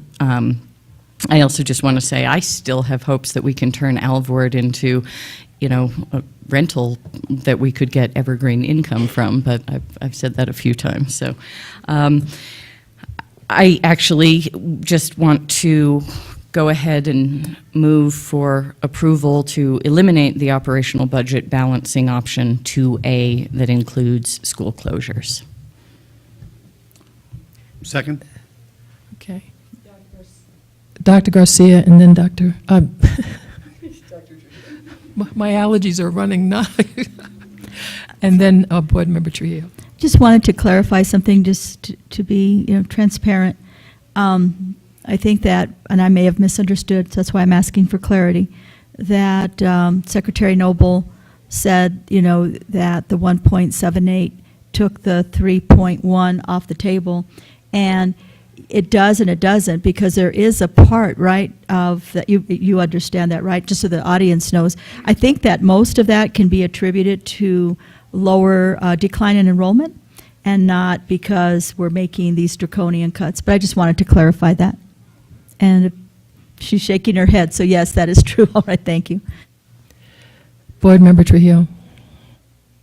Thank you. I have got clarification that the May 8th is in fact a rumor that our leadership has no knowledge of. So that's that. In regards to the finances, though, and the changes and why those changes happen so quickly, while $158 or $55 million sounds like a lot to us, what is important to remember is that when the cost of gas goes up, even $1, it brings millions of dollars into the budget. And so it quickly happens. And, you know, right now, gas is somewhere in the neighborhood of about $2.39, unless you go to Costco or Sam's Club, and it's $2.13. So gas prices are going up, and they're stabilizing. They're not going back down. They're not kind of, you know, fluctuating wildly. So we can count on the projections of an increase in revenue because of that stabilization of the gas. We also know that Amazon agreed to start charging us tax on our purchases as of April 1st. And so there is an automatic new revenue occurring because Amazon sells a significant amount of items and merchandise here in New Mexico. So there's in upwards of $11 million that is kind of anticipated could come into the revenue. But I think we need to trust the people who make these projections. And the reason is because it's not a person, it's not even a group of people. It's a combination, and I know I was trying to look up exactly what the list is, and so if anybody has better information than I do, please correct me, but it's no less than the Legislative Finance Committee, the Department of Finance and Administration, the State Treasurer's Office, and I believe that the State Investment Council and maybe the is it State Finance Committee.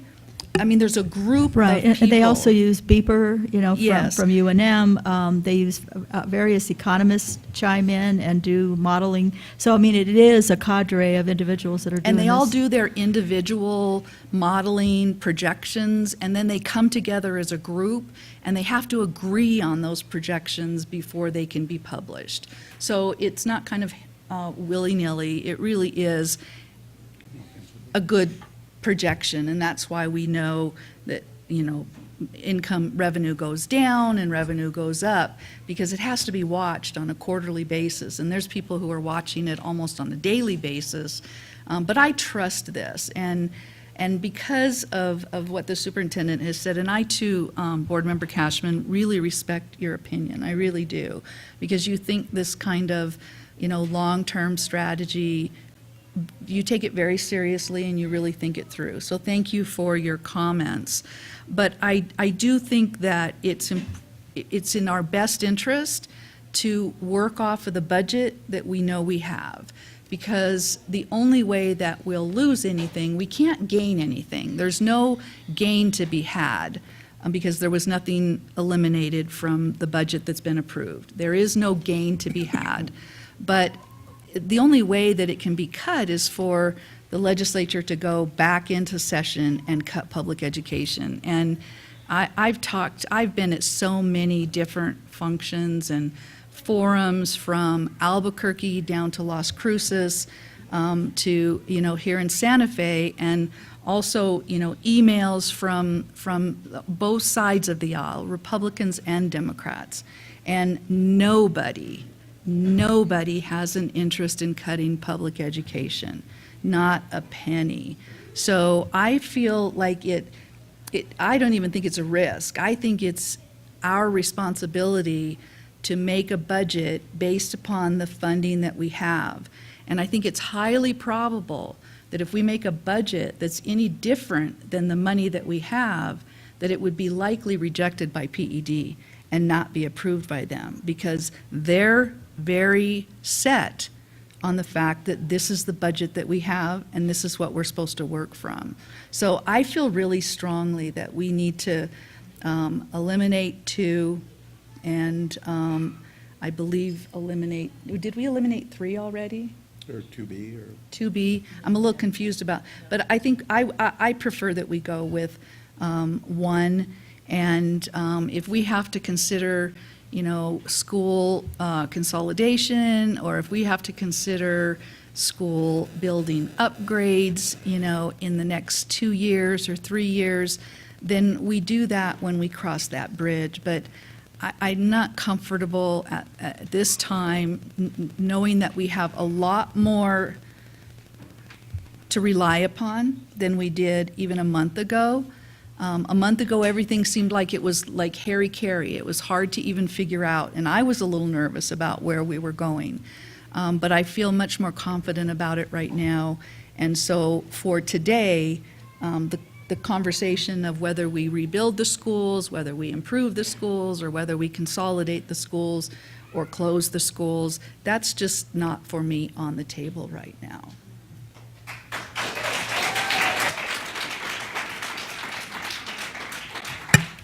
Dr. Garcia? I wanted to make a comment, clarify, and it's unfortunate that, everyone's not here that was here before, but there was an op-ed about closing schools that was written by Mr. Nathan from the executive director of Think New Mexico. And we are working on a response. I'm not sure if ours will be able to be in the New Mexican because I had an op-ed within the last 3 months. But a very damaging statement that at one point when we said we might see a $9 million cut, that we did that to manufacture a crisis and put school closure on there, and that $9 million was a made-up number. First of all, I could have gone my whole career and never have to do a school closure. I would not want to do it. It's not. How much fun was that? It was not fun. So to say that I would manufacture a crisis by coming up with that number is absurd. Now, do we have to make tough choices as leaders? And if we're asked to do certain things, yes, we do. And, like I said, whether I'm in this chair or someone else is in this chair, 2 to 3 years from now, they're going to have to deal with it. That's leadership. But to accuse us of creating that is, to me, unconscionable. And secondly, ill-informed. If you go to the March 6th issue of the Santa Fe New Mexican, Senator John Arthur Smith was quoted at that famous committee hearing where the 2 secretaries of education did not show, where he said the potential cut to public education was 5 to 7%. A 5% cut to the Santa Fe public schools was $9 million. And 7% was above $10 million, because it depends how it all falls out. The second thing that people need to know is that apart from the legislature, the Public Ed Department on April 12th announced $40 million that we had that we're adding to the SEG. That came on April 12th. Had we not received that, we would see an additional $1.5 million cut to our district. And so these are real numbers, and these are the real facts. And it's unfortunate that someone of Mr. Nathan's stature, who does research, would not do his due diligence and accuse the district of manufacturing a crisis. And I really take offense to that, and I wanted to clarify that for the record.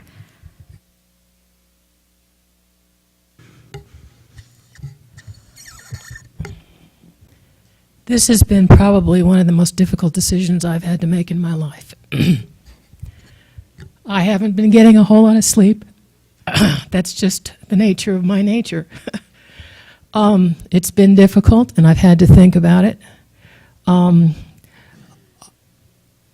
think it would be unfair at this point to shake up these 2 schools at such a short time. I think we do have to face the reality that at some point we may have to close those 2 schools, but I'm not willing to do it now. So I favor option 1. Are there any more, is there any more board discussion? Concerns what I brought up relative to, and I'll go down there to those whiteboards, making sure that we're able to, because we heard about the 3.1, and I mean, there's all these numbers floating around, but I just really want to give credence to the principals that came and spoke to us, and I want to know that we're not going to, because everything that they spoke about was something that would affect kids directly.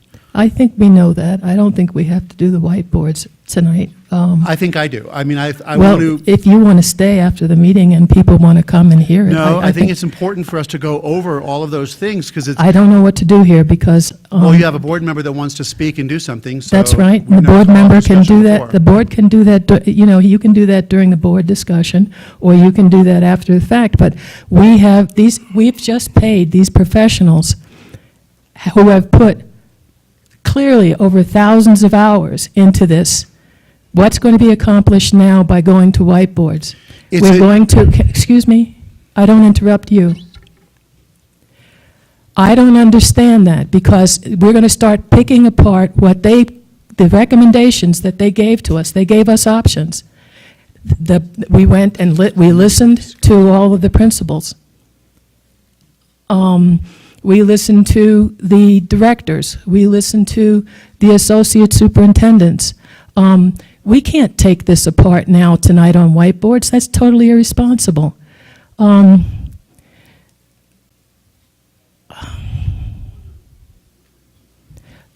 What? May I just offer a suggestion, if I may? So tonight, all you're voting on is not all, it's just about school closure and that option, right? And so what I want to clarify is that when we, just let me finish, I'm just trying to help. It doesn't help. Okay, well, may I finish? But have at it. Thank you. And if it's a poor solution, it's a poor solution. But when we have the next study session, before the May 18th meeting, all of those different options that are still in 1 and that are in 2 and 3 and the menu of all the things that would be cut, we can go through. We can also clarify what's in 1, because now that we're looking at 1 with what amounts to, I think, declining enrollment, those figures will change. They'll go back to the defenses. I think they'll have to go back and meet with the principals and look at all that will be restored and give them the dollar amount that needs to be cut due to declining enrollment. So it sort of changes everything that you heard in that 3.1. So what you may have heard as, I'll just make something up because I don't have it in front of me. You have it, but let's say School X is cutting .2 music. That may be a moot point now. So I think we need to do some work and bring back what we think as best as we can, what's within that 1.78 for our schools, so the board clearly knows, is it a music position or is it something else, so that you have a menu to choose from. I just wanted to offer that. That's not to argue that you shouldn't do what you want to do. I also wanted to renew I read a very disturbing study. It was very well done. 1 in 4 of our children have experienced at least sometime during their school life. I don't want to say mental illness, but have had issues. And so I want you all to hear me once again when I say I take very seriously our counselors and our nurses. And 1 in 4, that's disturbing. That's very disturbing. I agree with you that the numbers may not even be the same. And so I think going to the whiteboards right now with figures that may not even be accurate makes no sense to me. Vice President. Well, no, I had my hand up and you. No, but I was speaking, and then you wanted to say why you didn't want to talk, and then you let the superintendent speak. Because And I was she wanted to answer what you're talking about, Yes. but I was still speaking. Okay, so you still have the floor. Yes. Okay. And, you know, the idea of going to whiteboards was having something visual for the record, because very often we talk about things here, and everyone throws out a whole bunch of things. There's a reason that they have, there's a reason we do PowerPoints, so you can see all of these things. But to say something, for me to just read something off here, it just goes off into the etherland, right? So there's power in putting something down on paper. And anyone that's ever run a meeting knows that that's the case, because people, you see it. It becomes more tangible. And you know what? I don't have to do the damn whiteboard. That's fine. But I wanted you to remember, this is a board meeting. It's a meeting of the board, and all of us have the right to speak, even if a board member doesn't agree, if a board member thinks somebody is speaking too long. We had a board president once that wanted to limit all board discussion, all of it, entirely, to 10 minutes. And it's like, no. It's like, that's not what our constituents want, and I don't believe that's what this board wants. And I believe the public deserves, and especially those people at those schools, because EJ's my school, of course, and then as this relates to other schools, like all of my schools feed into Milagro. And we heard from the Milagro principal as to what it would do to his school. Here we are spending $29 million opening a really amazing facility, but according to him, he's going to be short if he doesn't have the money, if all of this doesn't work just according to plan, right? 8 FTEs. So my intent in wanting to go through all of this is to be completely reassured that these things that are priorities for this board, and that is art, and that's music, it's athletics, it's instructional coaching, it's these things that they're on the record as being, we are not going to touch these. That's why I want to do this. But just explain to you, the numbers are changing. And Not we had a, these numbers. excuse me. Yes, they may. May I clarify, if Yes. I may, please? So what I'd like to do, we could have the whiteboards at the study session, bring you, because if you're going with 1.78, let me clarify. When we had all the principals come up and speak to you, that is on the 3.1 million to the schools. On the 1.78 scenario, the percent that would be cut from schools is due to lower enrollment. So Mr. Grenler and Ms. Sink and other staff members, Dr. Lujan, Mr. Wade, other staff will meet with the principals again to look at their numbers, and now it'll be different choices. So what you saw at, like a .2 music or whatever you had, let's say for Milagro, I don't have it off the top of my head, that may no longer be relevant if in fact you vote for the 1.78. That's only applicable with the 3.1, but we could try to have more refined numbers for the board meeting on Monday. Mr. Grenler, can you help me clarify? I'm just concerned that the numbers that you're looking at for options no longer exist because we're not looking at the 3.1 cut. I understand this, but as all of this relates to the budget, I mean, this decision, and there's no way I'm going to ever vote to close those two schools. Just know that. But all of this relates to the budget, right? The decision tonight not to do this relates to the budget. We are committing, like you saw, I love that graphic you always have, like Nowheresville and Hope or whatever it is. But, we're taking that off the table. And there's reassurances that I want, and I'm sure if there's any principals watching, that they want, that they're not going to have to cut some of these things. It's also relative to timeline, because if we meet on May 8th, we're expected to approve a budget on May 16th. So if we give staff other ideas about what is important or what is not, or what is absolutely untouchable, for instance, EJ and Navar will be untouchable. That means they go back to the drawing board, come back on May 8th. And if we do this all on May 8th, then we're getting presented a budget on the 16th. And what if we're on the 16th thinking, no, this really doesn't work for us? It seems like you really didn't hear us on the 8th. So the more we can do beforehand, it would seem the more pragmatic choice relative to we're starting to get up against this timeline. So I'm going to have Mr. Grenler try because I wasn't very good at communicating. So Mr. Grenler. Sure thing. President Price, Member Carrillo. From the podium, please, Mr. Grenler. Yeah, this doesn't work here. President Price, Member Carrillo. We have spent an incredible amount of time on these school budgets.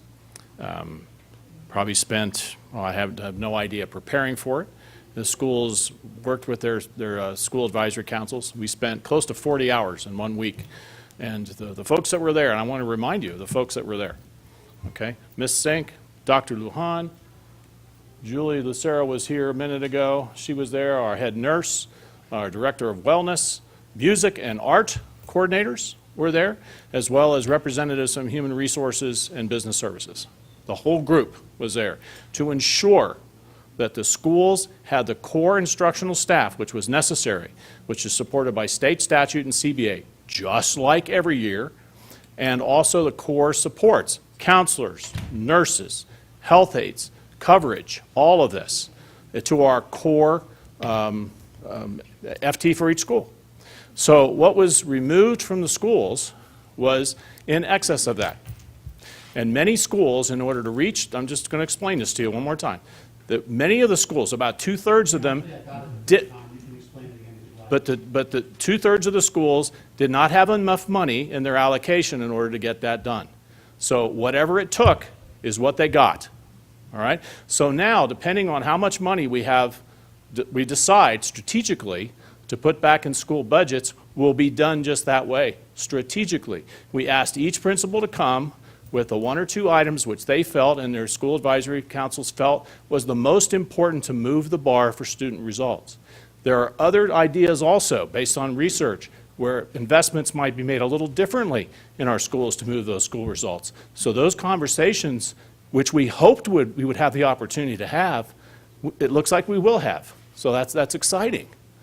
So I'm a little confused about all of the details here. I will say one thing, that the discussions with the principals, there was a number of things there that were incorrect. I'll just leave it at that. I can tell you more about that afterwards if you're concerned about specific items. But on that point, what I want to clarify is that if we are, okay, 2A, which just, you didn't vote on it. That's what I'm saying. But. That's the agenda item. 2A is, today we're talking closure, and I said 2A, I didn't mean that, I misspoke, I meant 2B. So you have 1, 2B, and 3 that you would vote on that last, May 16th. We have the study session that I know that Mr. Grendler wanted to cover capital, federal, and categorical budgets. But we also can go back and review, and we can have whiteboards, whatever you want, the menus. I know Secretary Noble had asked for just a whole list of the various option cutting measures. But if we're looking primarily, I think, at 1B, correct, Mr. Grendler? I mean, number 1, option 1, that 1.78 million had a variety of things on there. Now, let's just say that you decide, we really don't want to do the alternative school, whatever. Then you have to find 400,000 from somewhere else. So, we'll have all those things that you can pick from. However, the cuts that we were looking at the schools that were being made were because we needed to look at that whole to balance the budget.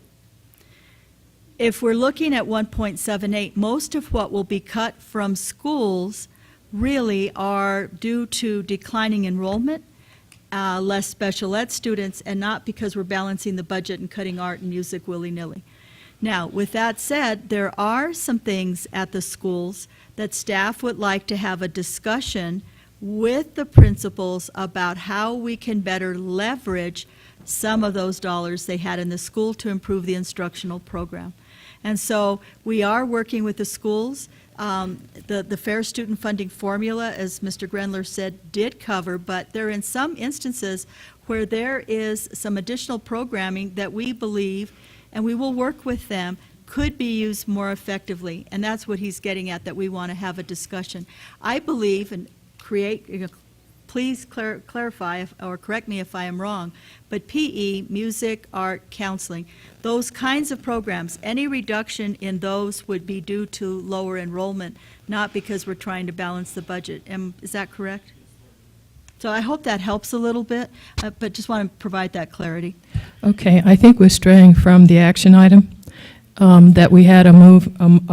It was moved and it was seconded to vote on eliminating operational budget balancing option 2A, which includes but is not limited to school closures. We have obviously strayed from that. We have a motion, we have a second, and Vice President? Before we take a vote, and obviously I'm in the minority about this, I think we are adopting a very risky strategy. The state has not done its job. They have given the governor a budget. The budget that they've given the governor, there's not the funding to accompany that. That's the bottom line. Whether the courts intervene or not, other school districts are not taking this type of risk. They are saying we would expect some cuts. I believe in my heart and soul that the heart of every community is in our schools are our staff first. Whether that's the janitor, whether that's the custodian, whether that's the teacher's aide, the secretary, the teacher. If we miscalculate, then we will be having taken off something that we know as a board, probably in all reality, we are going to have to close schools. And there will be no appetite to do it next year because that will be an election year. 3 board members will be up, beginning for 2019. I think we're fooling ourselves. I don't take this as a pleasure to say to close schools. I know it's painful. I am not a cruel-hearted person, but I'm also being realistic that I can't imagine the conversation at a supper table and saying, we saved 2 small schools, and by the way, I don't have a job, or I don't have the money and I have to work 2 or 3 more jobs because we had to come and cut staff. Our staff is not well paid. You know, and it bothers me that we are not treating our staff as professionals. They should not be out there begging for the school board to honor our contracts with them. So from Board Member Carrillo's standpoint, I think it's important for the board to know, wait a minute, what could be really cut and what are we really voting on? Because I saw that same presentation as all of us. There are some things that are going to be cut. And, you know, we talk about equity. You know, if we say, okay, you know, this school, you take 5 more kids. Every teacher sitting out there knows what 5 more kids does in a classroom unless you are under the state minimum. You know there's a huge difference between having 24 kids and 30 kids in a classroom. So we cut that stipend. Is that fair? When we have other classes that are sitting there that don't have enough kids because we have too many seats. So I understand what Board Member Carrillo is saying. I am concerned with what was presented to us, that there are cuts there. Make no mistake. There are cuts that we don't like. Instructional coaches, maybe I don't fund them as much. There are cuts, and I don't want us to get into a problem that we're back here as a board talking about. Now we're hitting our staff. I won't support a budget that does that if I haven't done everything in my power to be honest with those 13,000 students out there and close to 2,000 staff. And if we don't take, and I know this is not an easy position for anybody to be in. Nobody wants to do it, but there will be cuts. And so I am very concerned we have not enough reserves left. That's the bottom line. The state didn't have much qualms taking our $1.9 million. We're fortunate, poor Albuquerque Public Schools, they weren't as fortunate. They deal with a bigger school district.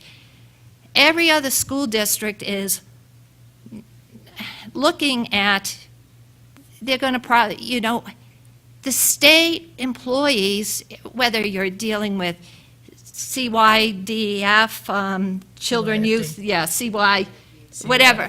But they've all been going through budget cuts. You know, 5%. We make up the biggest portion of the budget, education. Higher ed can't afford any cuts, and it's, you know, you can say, well, it's just a cut to higher ed. They can increase the tuition. Well, the bottom line is they increase their tuition, that affects lottery scholarships.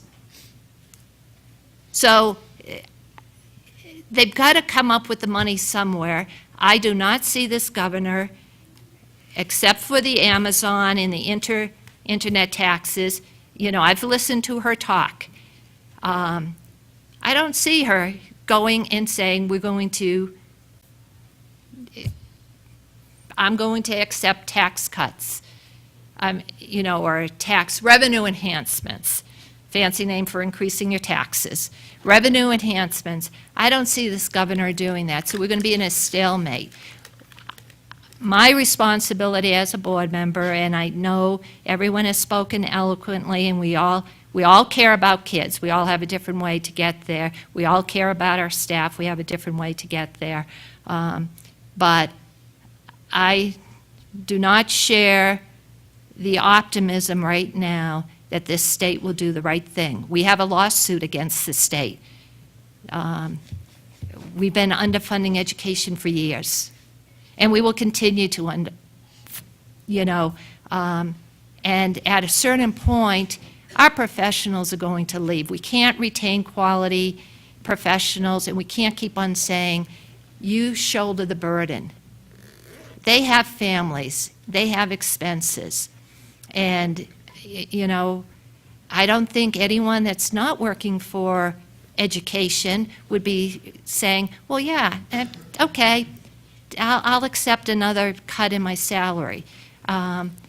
So I understand what Board Member Carrillo is saying is he wants to know what really are those cuts that we're talking about before we move to a different option or taking options off the table. But since it seems that it will be the pleasure of the board to take school closures off the table, we can go ahead and vote, but I'm very concerned with this vote that it may lead to some unintended consequences, and I cannot support cutting our staff salaries and then cutting programs. What program do we cut? It affects our kids, but cutting our staff affects our kids. Cutting their salary affects their kids. You can't keep on asking those professionals to go in day in and day out and be devalued by this school board. So I guess I'm ready to take a vote, but I understand Board Member Carrillo's concerns that he wants to know, wait a minute, I heard this, is this really going to happen? And that's why I think taking an option off the table right now is premature. I understand, and I hear your passion, and I feel the same way. I think this is not going to be easy. Very difficult and hard decisions are going to have to be made,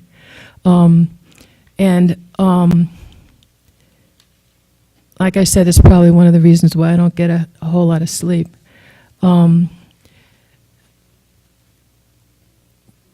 We have unfortunate realities that we have to deal with.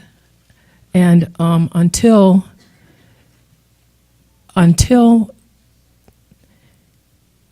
people decide that our children are our future, and the future of our culture and our society and our nation, and start acting like it, I just wanted to.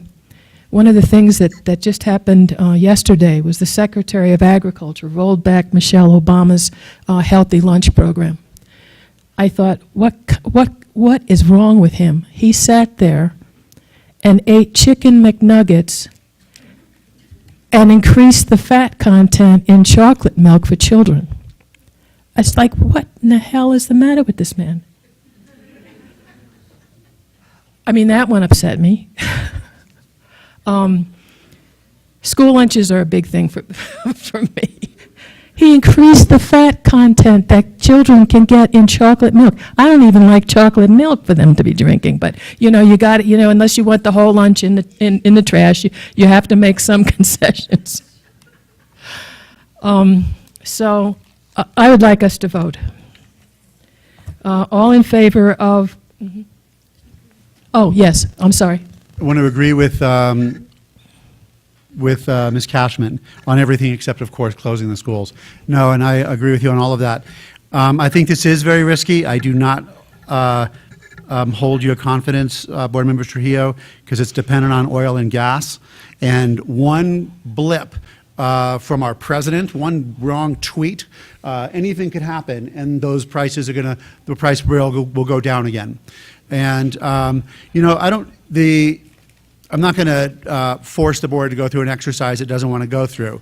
But what I'm going to ask, we can vote, and then I'm going to want to speak after the vote about my and honestly, Carl, if you have not listened for the last 6 years, how much I appreciate the work you do, like intonating in a sense that you've done all these hours and all this stuff, I know exactly what it is you do. We talk about it all the time. I appreciate you and your staff more than you could ever imagine. I say it from this podium all of the time, right? Even earlier tonight. all of the time. And just because I may have a disagreement, or now I'm calling into question the fact that I get SAC members, saying something different than this and something different than this, it's my responsibility to question, especially when I'm getting numbers that don't seem to jive, especially because we're going right up against the wall, right to the abyss with this budget. I know we're going to be doing that. I'm happy we're doing that because that's who we are as a board, right? So go ahead and do the vote, and then I just want to say a few more words on this. Thank you. All in favor of Action A, eliminating operational budget balancing option 2A, which includes but is not limited to school closure, please indicate. Yes. Aye. And negative? No. Okay, you got that vote, right? Yeah.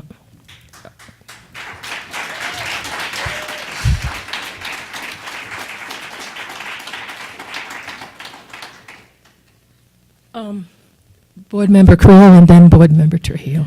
So going into this next budget meeting, in order for me to be satisfied, I'm going to want to know that things like AVID won't be cut at any of our schools, no matter what.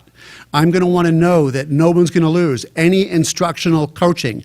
Yeah, if they lost 200 kids, maybe they're going to lose a coach, but I don't believe that's the case in the schools that were mentioned.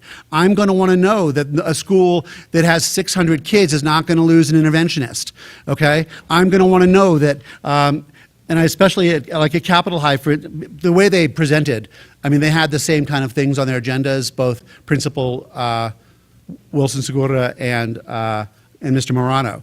But, I mean, they were both talking about protecting program, protecting AVID, protecting counseling, protecting these things. So I'm going to want to know that none of that stuff's going to go away. And then I'm going to want to know how we're going to fund it.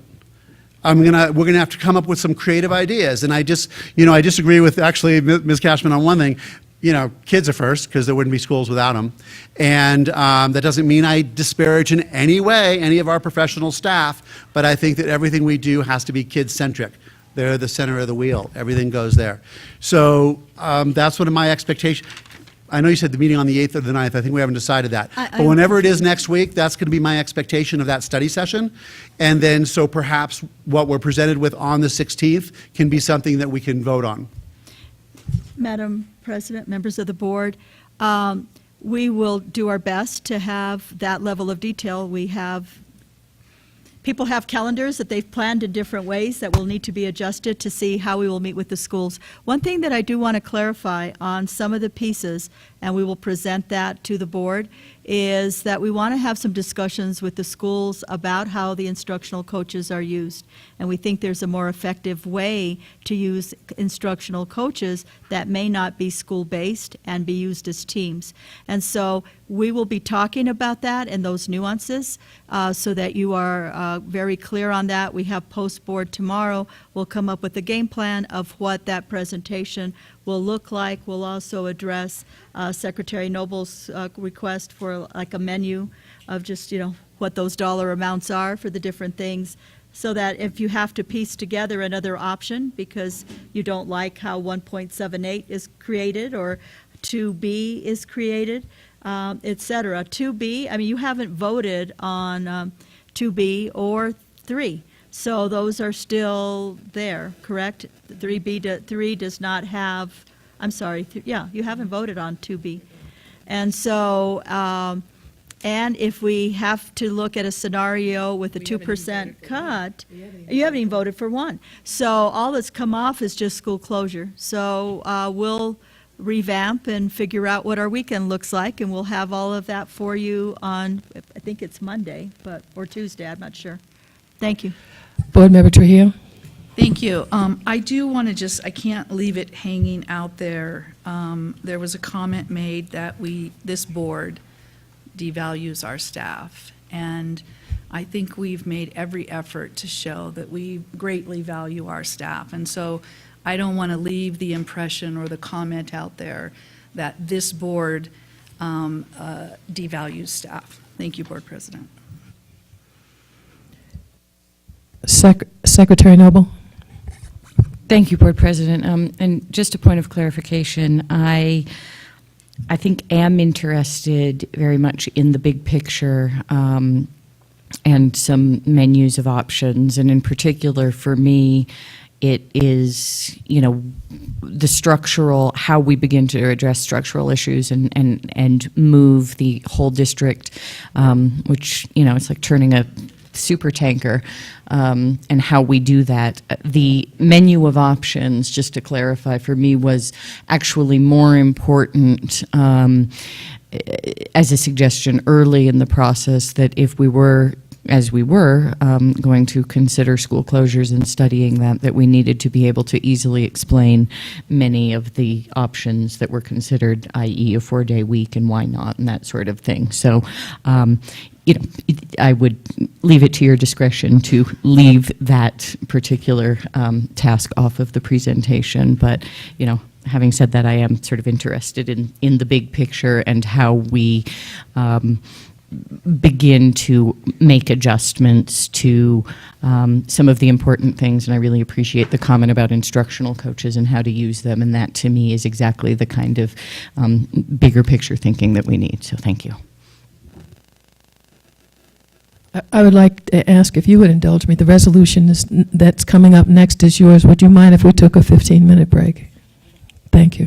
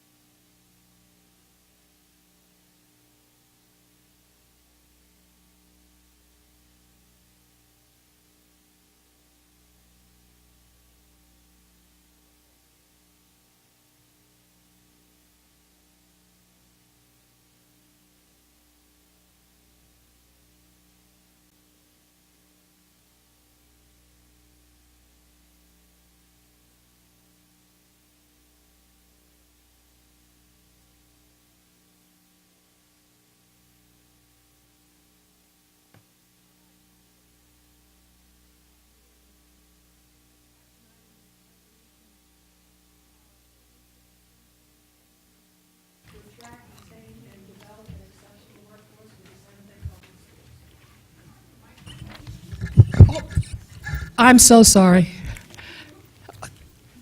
That's the least I can do since you're sitting in the booth in the back in the corner in the dark. All right. Thank you, Madam President. This item staff worked on with Secretary Noble, and so I would ask for her to talk about her thoughts about this request for this resolution. Please. Thank you, Madam President. This is something I've been thinking a lot about and feel very strongly about. And though I obviously disagree with the approach on the budget, I agree hugely with Vice President Cashman's assertions about the importance of staff. I see the staff in the Santa Fe Public Schools as the pivot point between sort of what we do and the service delivery. This is where the rubber meets the road. And I wanted to share a story, partly because the whole point of this resolution is, as I often have said, to make the thing. And I think that my hope is that we can really push out into the community a culture of constant learning, and that we as a board and as the Santa Fe Public Schools can model that behavior at every level. And some of you may have heard this story before, but my son, who is 6, burst into tears after school the other day as we were driving away because he had lost a piece of art that he'd made for me. And we didn't have anything particularly pressing, so I turned around and went back to the school and knew everybody would be there because it wasn't that long after the bell had rung. And we walked around and we looked in the hallways and we looked in the classroom and we looked in the lost and found and we looked various places. And he said, well, maybe it got left outside. And I said, well, why don't we talk to the secretary and ask if anybody turned anything in? And I then watched my little 6-year-old, and I let him do it. I did not jump in, very deliberately, and I watched him really for the first time sort of navigate the system and have the conversation with Miss Alicia and say, if you find this, can you please in the morning call out my name and I will come over and get it from you? And she is an incredibly busy person. She manages a huge amount of just stuff every day. I've sat in the office enough to know some of the traffic that goes by her, and it's just so varied. And she just made the time to listen to Zachary and coach him through this conversation. And it was such a moment of learning for him. And truly, I was so proud of him. I was proud of the school. I was really pleased with his education, which had nothing to do with what happened in the classroom that day. And it really reinforced to me what is written in this resolution, which I won't go through and read because it's available for anyone to read it, but that learning happens everywhere in the schools, and that all of the staff of the Santa Fe Public Schools are incredibly important to leading our kids through whatever it may be, a disciplinary procedure, a spilling of a lunch tray, a bus ride, and maybe even a dispute on the bus, but that everyone, the cafeteria workers, the secretaries, the bus drivers, and of course the teachers and nurses and counselors and everyone is a part of this and is probably throughout the school year engaging in countless moments of teaching and coaching and shaping of the students. So also, as we've heard tonight, this is Teacher Appreciation Week, which to me is a fortuitous bit of timing, and I want to acknowledge the teachers or former teachers among us here, and in particular, President Price, I, of course, was at Santa Fe High School when you were a teacher there, and though I didn't have you, many of my friends did, and I think I've maybe even mentioned that a number of them have said how lucky I am to serve on the board with you because you were such a wonderful teacher. And so I really appreciate all that you've given to the district, all that you, blood, sweat, and tears and more over the years, and This resolution is really, I've seen it as sort of the point of a larger effort, maybe even a growing triangle, geometric shape, where we begin by simply having a letter that is sent this year to all of the staff members at the Santa Fe Public Schools to let them know that the Board of Education truly appreciates their work.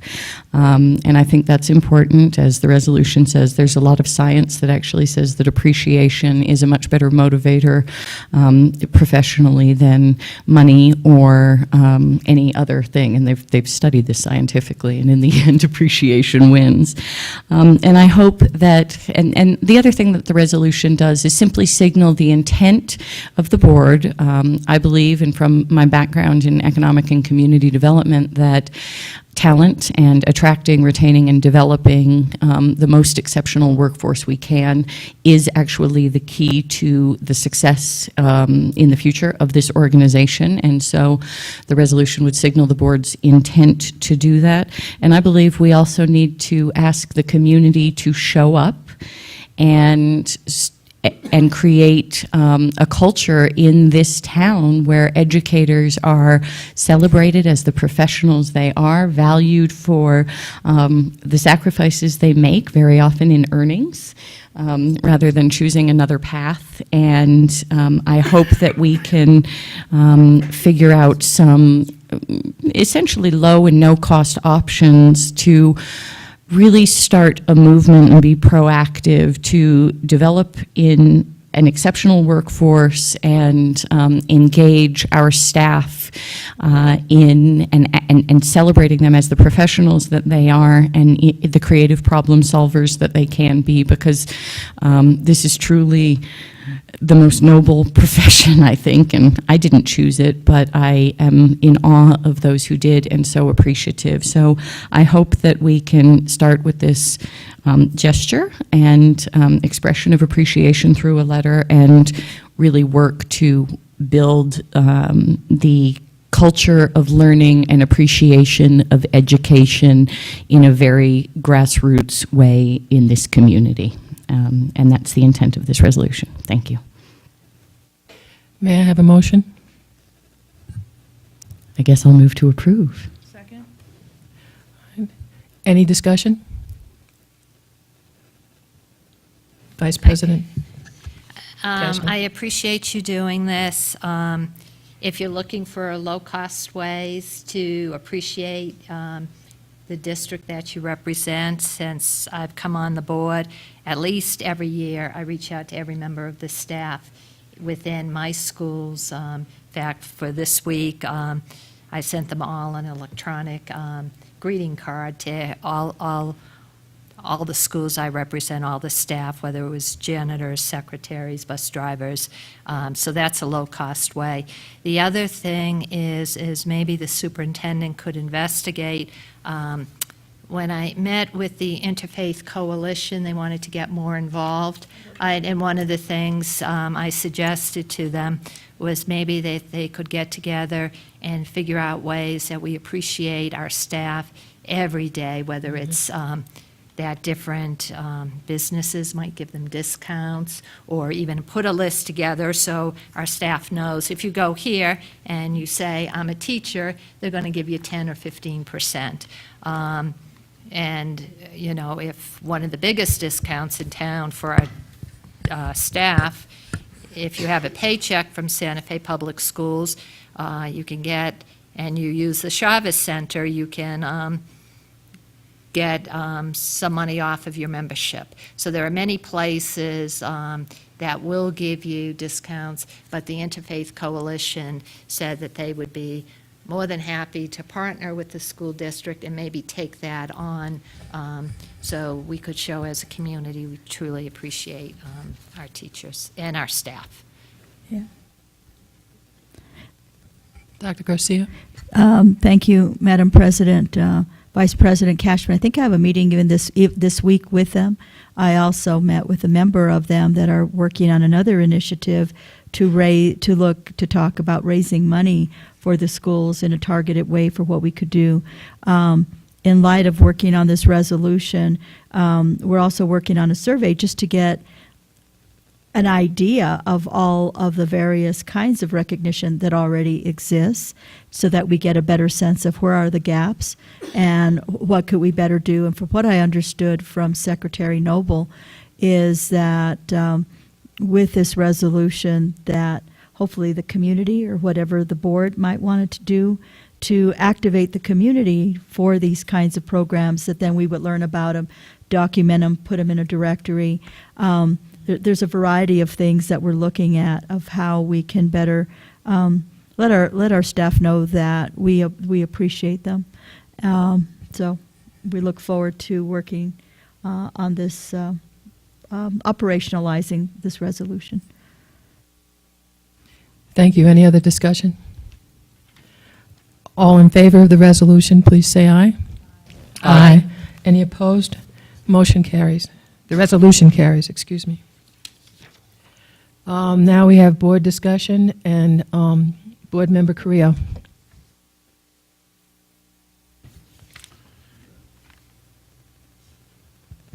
I put this on here because I want to understand how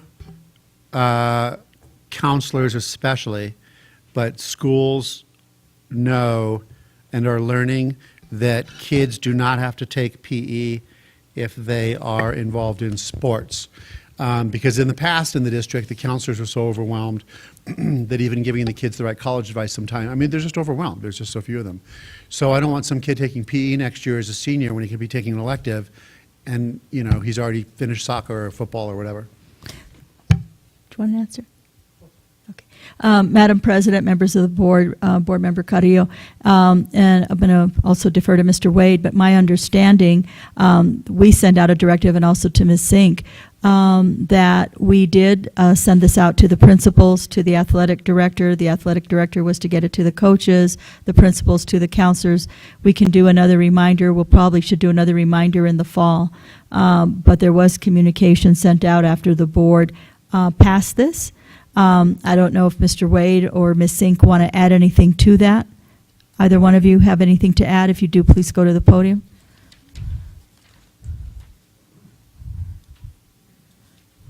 Well, while he's making his way to the podium, I think doing something in the fall when the kids are registering as a reminder to them. I'll put that in the tickler for August. That'd be great. Thank you.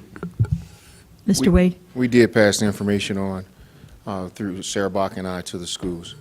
And we'll continue providing information in the fall also. We can also put something on the website so that parents are aware of that. For later, and this will be a discussion item for later, but I think we need to consider what Brian said, Brian Smith, around academic competitions getting the same treatment, funds, support, whatever it is they need as athletic competitions. It's every bit as important. So maybe that can be an agenda item or it can come to us in policy. I don't want to let that one drop because he made a very, very good point there. I have had discussions with Dr. Garcia. I would like to bring back an academic letter.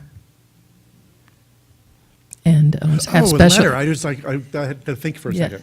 Yeah, bring back academic letters and That's a also great idea. have more award ceremonies.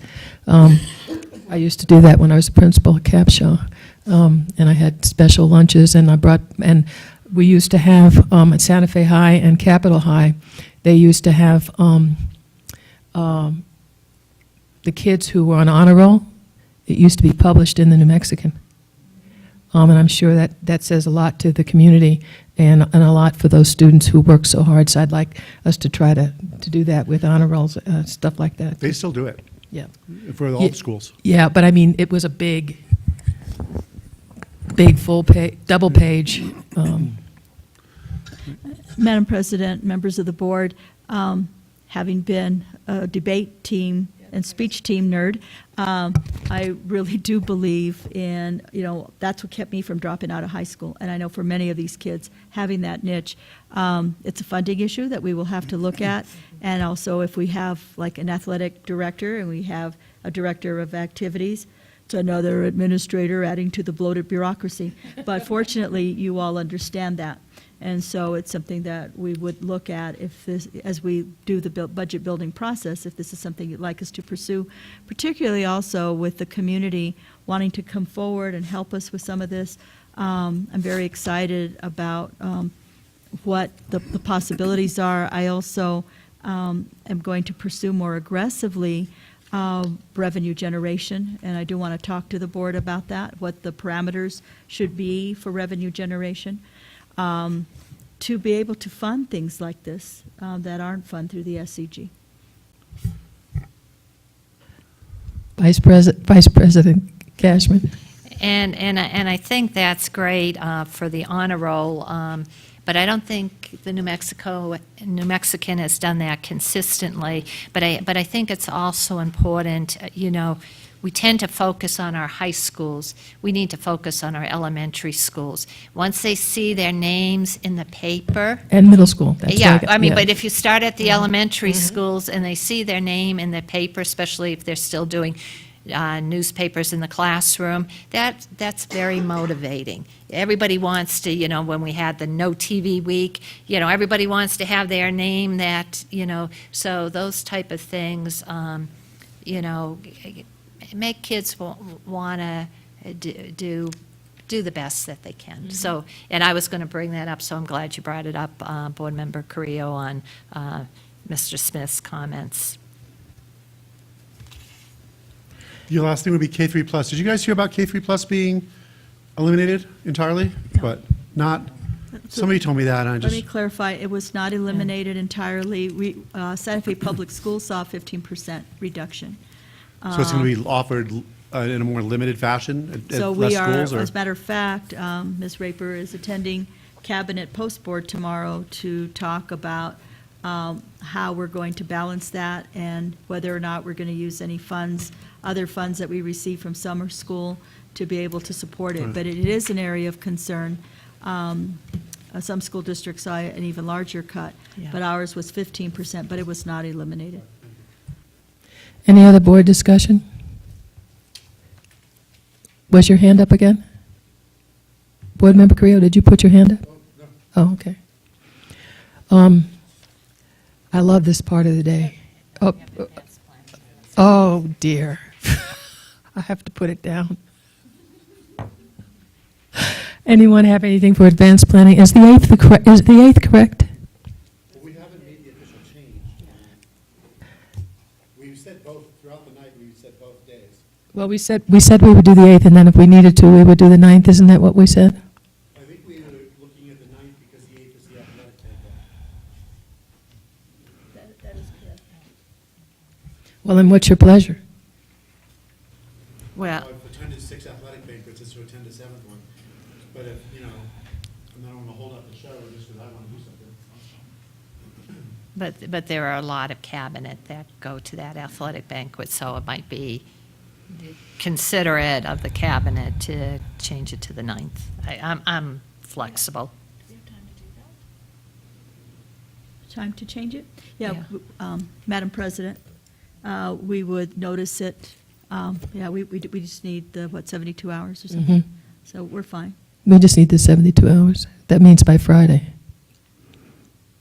72 hours is to change the agenda. Oh, no, but I mean, to notice it, we can notice it. We need to notice it for. Oh, we can just notice it tomorrow. We do 10 days notice for regular board meetings and study sessions. Oh, you do 10 days? That's our 10? resolution. That's what the Attorney General's office recommends is 10 days unless we want to call it a special meeting, but. Oh, so only special meetings we can 3 days. announce. So what we've been doing, Special meetings, we could do 3 days. So what we've been doing it the week before has been not okay. Because we notice them on Fridays before, I mean, of course, they've been noticed here. No, the thing is that we put out a notice of the all calendar. of our, so we don't have to do a 10-day notice, because the Attorney General says, as long as you've got a regular schedule. Because we do it by the year. Yeah, but when you change something to a different date, then you need to have 10 days notice. So just for clarity, so I learned too, the agenda is what we're posting. that 72 has the hours in 72 advance. hours for the agenda. That's and correct. special meetings, 72 hours. Yeah, Okay. well, the special meeting's 3 days. 3 yeah. days. And I know that's the same, but Okay. the resolution. So is we 3 can't days. change this then? But we have in the past, Unless we want to call it a special meeting and have it only apply to the budget. But can That's we all it's gonna cancel it be, without right? it 10 days? Yeah, you don't have to give notice for canceling. Okay. So not for canceling. and was it a recommendation, or is that a statute, or Is what a recommendation? that, is it the AG's recommendation that we have 10 days to change a date? It's of our a- resolution, it's our It's OMA our resolution, or the ro- We have an OMA resolution where we adopted a notice requirement for 10 days. But And- my understanding is we can change it, just call it a special budget. We meeting. could call it, so we could cancel the Monday meeting, right? And then we could notice a special meeting for Tuesday, which is to discuss the budget. That would still get us to where we need to go. And we would have, but we would list an agenda that we would have. And to then you would post have 72 hours, Post by Friday like usual? yeah. For both things. Vice President Well, Cashman? I would put the notice out for the special meeting Tomorrow. tomorrow. The sooner the better. You don't have to wait for 3 days. You just can't do it less than that. Vice President Cashman? I would say that we go with what Board Member Trujillo said and cancel the regular study session and have a special study session on May 9th. Okay. Great. Yeah, I think we'll Yeah. have to call it a special meeting, because that's what our resolution calls it. I hate to kind of mince that up. Well, we can't vote on it. We No. don't need to. I have two changes, or one change and one request. The ATC graduation, it has a time of 2 PM. That should actually be 6 PM. Okay? So What if we- day is that? The 30th? It's the 30th, it's on a Tuesday, and it's actually going to be at 6 PM. Oh, thank you. Okay? And, okay, and my other thing for advanced planning is, where are we on setting a date for board retreat?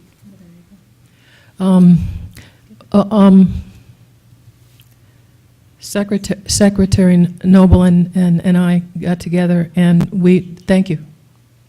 If you all would take out your calendars, we were looking at June the 10th, I believe it was.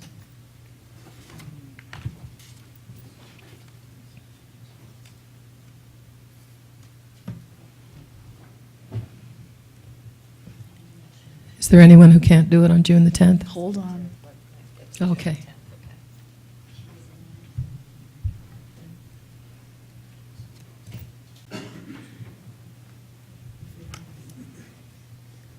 That's a Saturday? Yeah. Yeah, okay. I can. I can confirm that in the next meeting, but I might have to go to Colorado, because that's when Leo's camp is over, and I always pick all the kids up. Other parent takes them, I pick them up.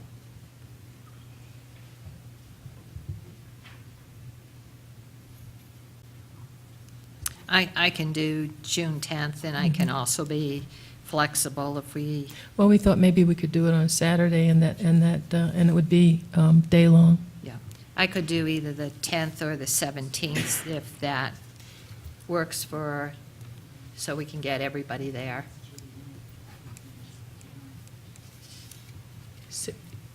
What, the 17th? The 17th, yeah. If Board Member Korea can't be there. We looked at that too. No? I think June 10th was the earliest that we found that would work, but we Okay. didn't go further than that, so I think I'm Vice available President. on the 17th, I think. You don't have a- Board Member Creo, would that be better? Yeah. All right. June 17th? Yep. That's a Saturday? Yes, ma'am. All right. I have an event that evening, but I doubt that it'll go into the No. evening, correct? I think we said till like 4, Sounds good. max, something like 4 in the afternoon. And would you, a place and the facilitator? Thank you. Any other advanced plan? Oh, yes. Oh, may I just suggest, I know that the board designated Vice President Noble and yourself to work on that. So if board members have items or things that they want so that we can plan the day, that would be great to know if they have issues or items that they want discussed or training or whatever for that workshop. Board Member Trujillo? I'm wondering, what do we need to do in regards to the seclusion and I didn't hear that part. what do we need to do in regards to, because we're supposed to be developing and adopting policies for restraint and seclusion. I'm sorry, Oh, that's right. Right, and For restraint we and seclusion. call Dr. Lucero, but we, if you want to come up, I know that we've started work on that.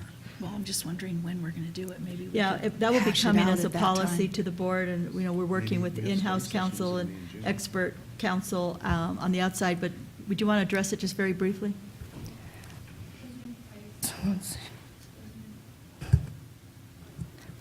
Okay, our President Price, members of the board, Superintendent Garcia.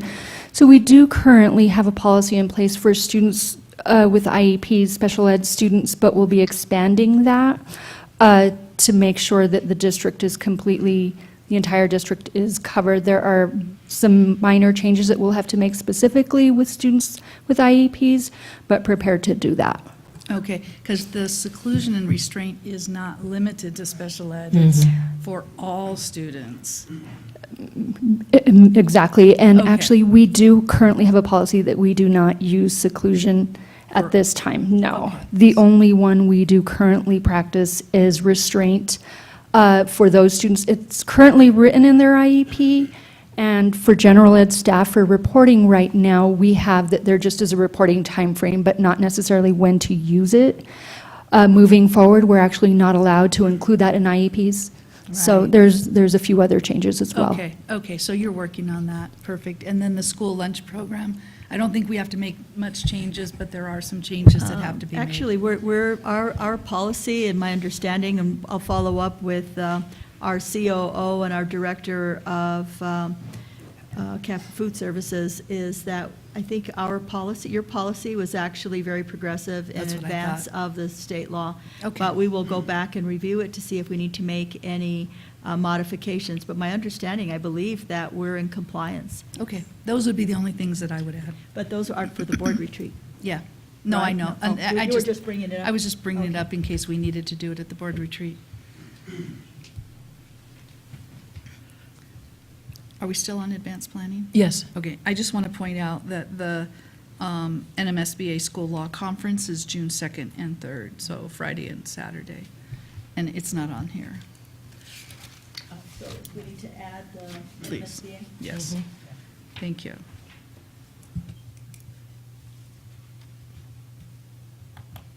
Where is that?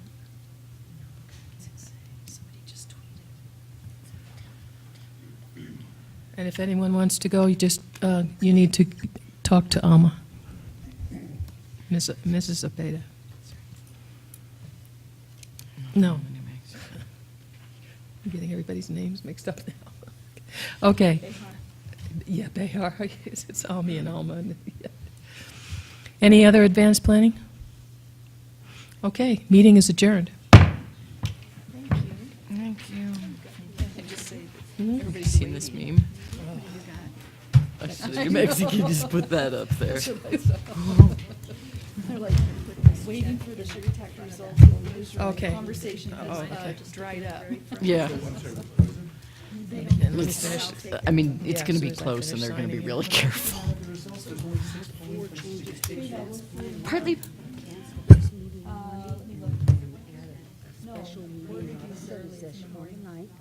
Change the date of ATC graduation from 2 to 6, 3, add board retreat on Saturday the 17th, no times, and 4, add NMSBA conference on June 2nd and 3rd. Okay, thank you so much. Tomorrow is the 3rd, and it is 10 o'clock. Have you heard anything? Did it pass? Huh? Did the sugary tax? Okay. Sugar tax, do we know anything yet? Joe was going to come back, he thought around 7, and he was going to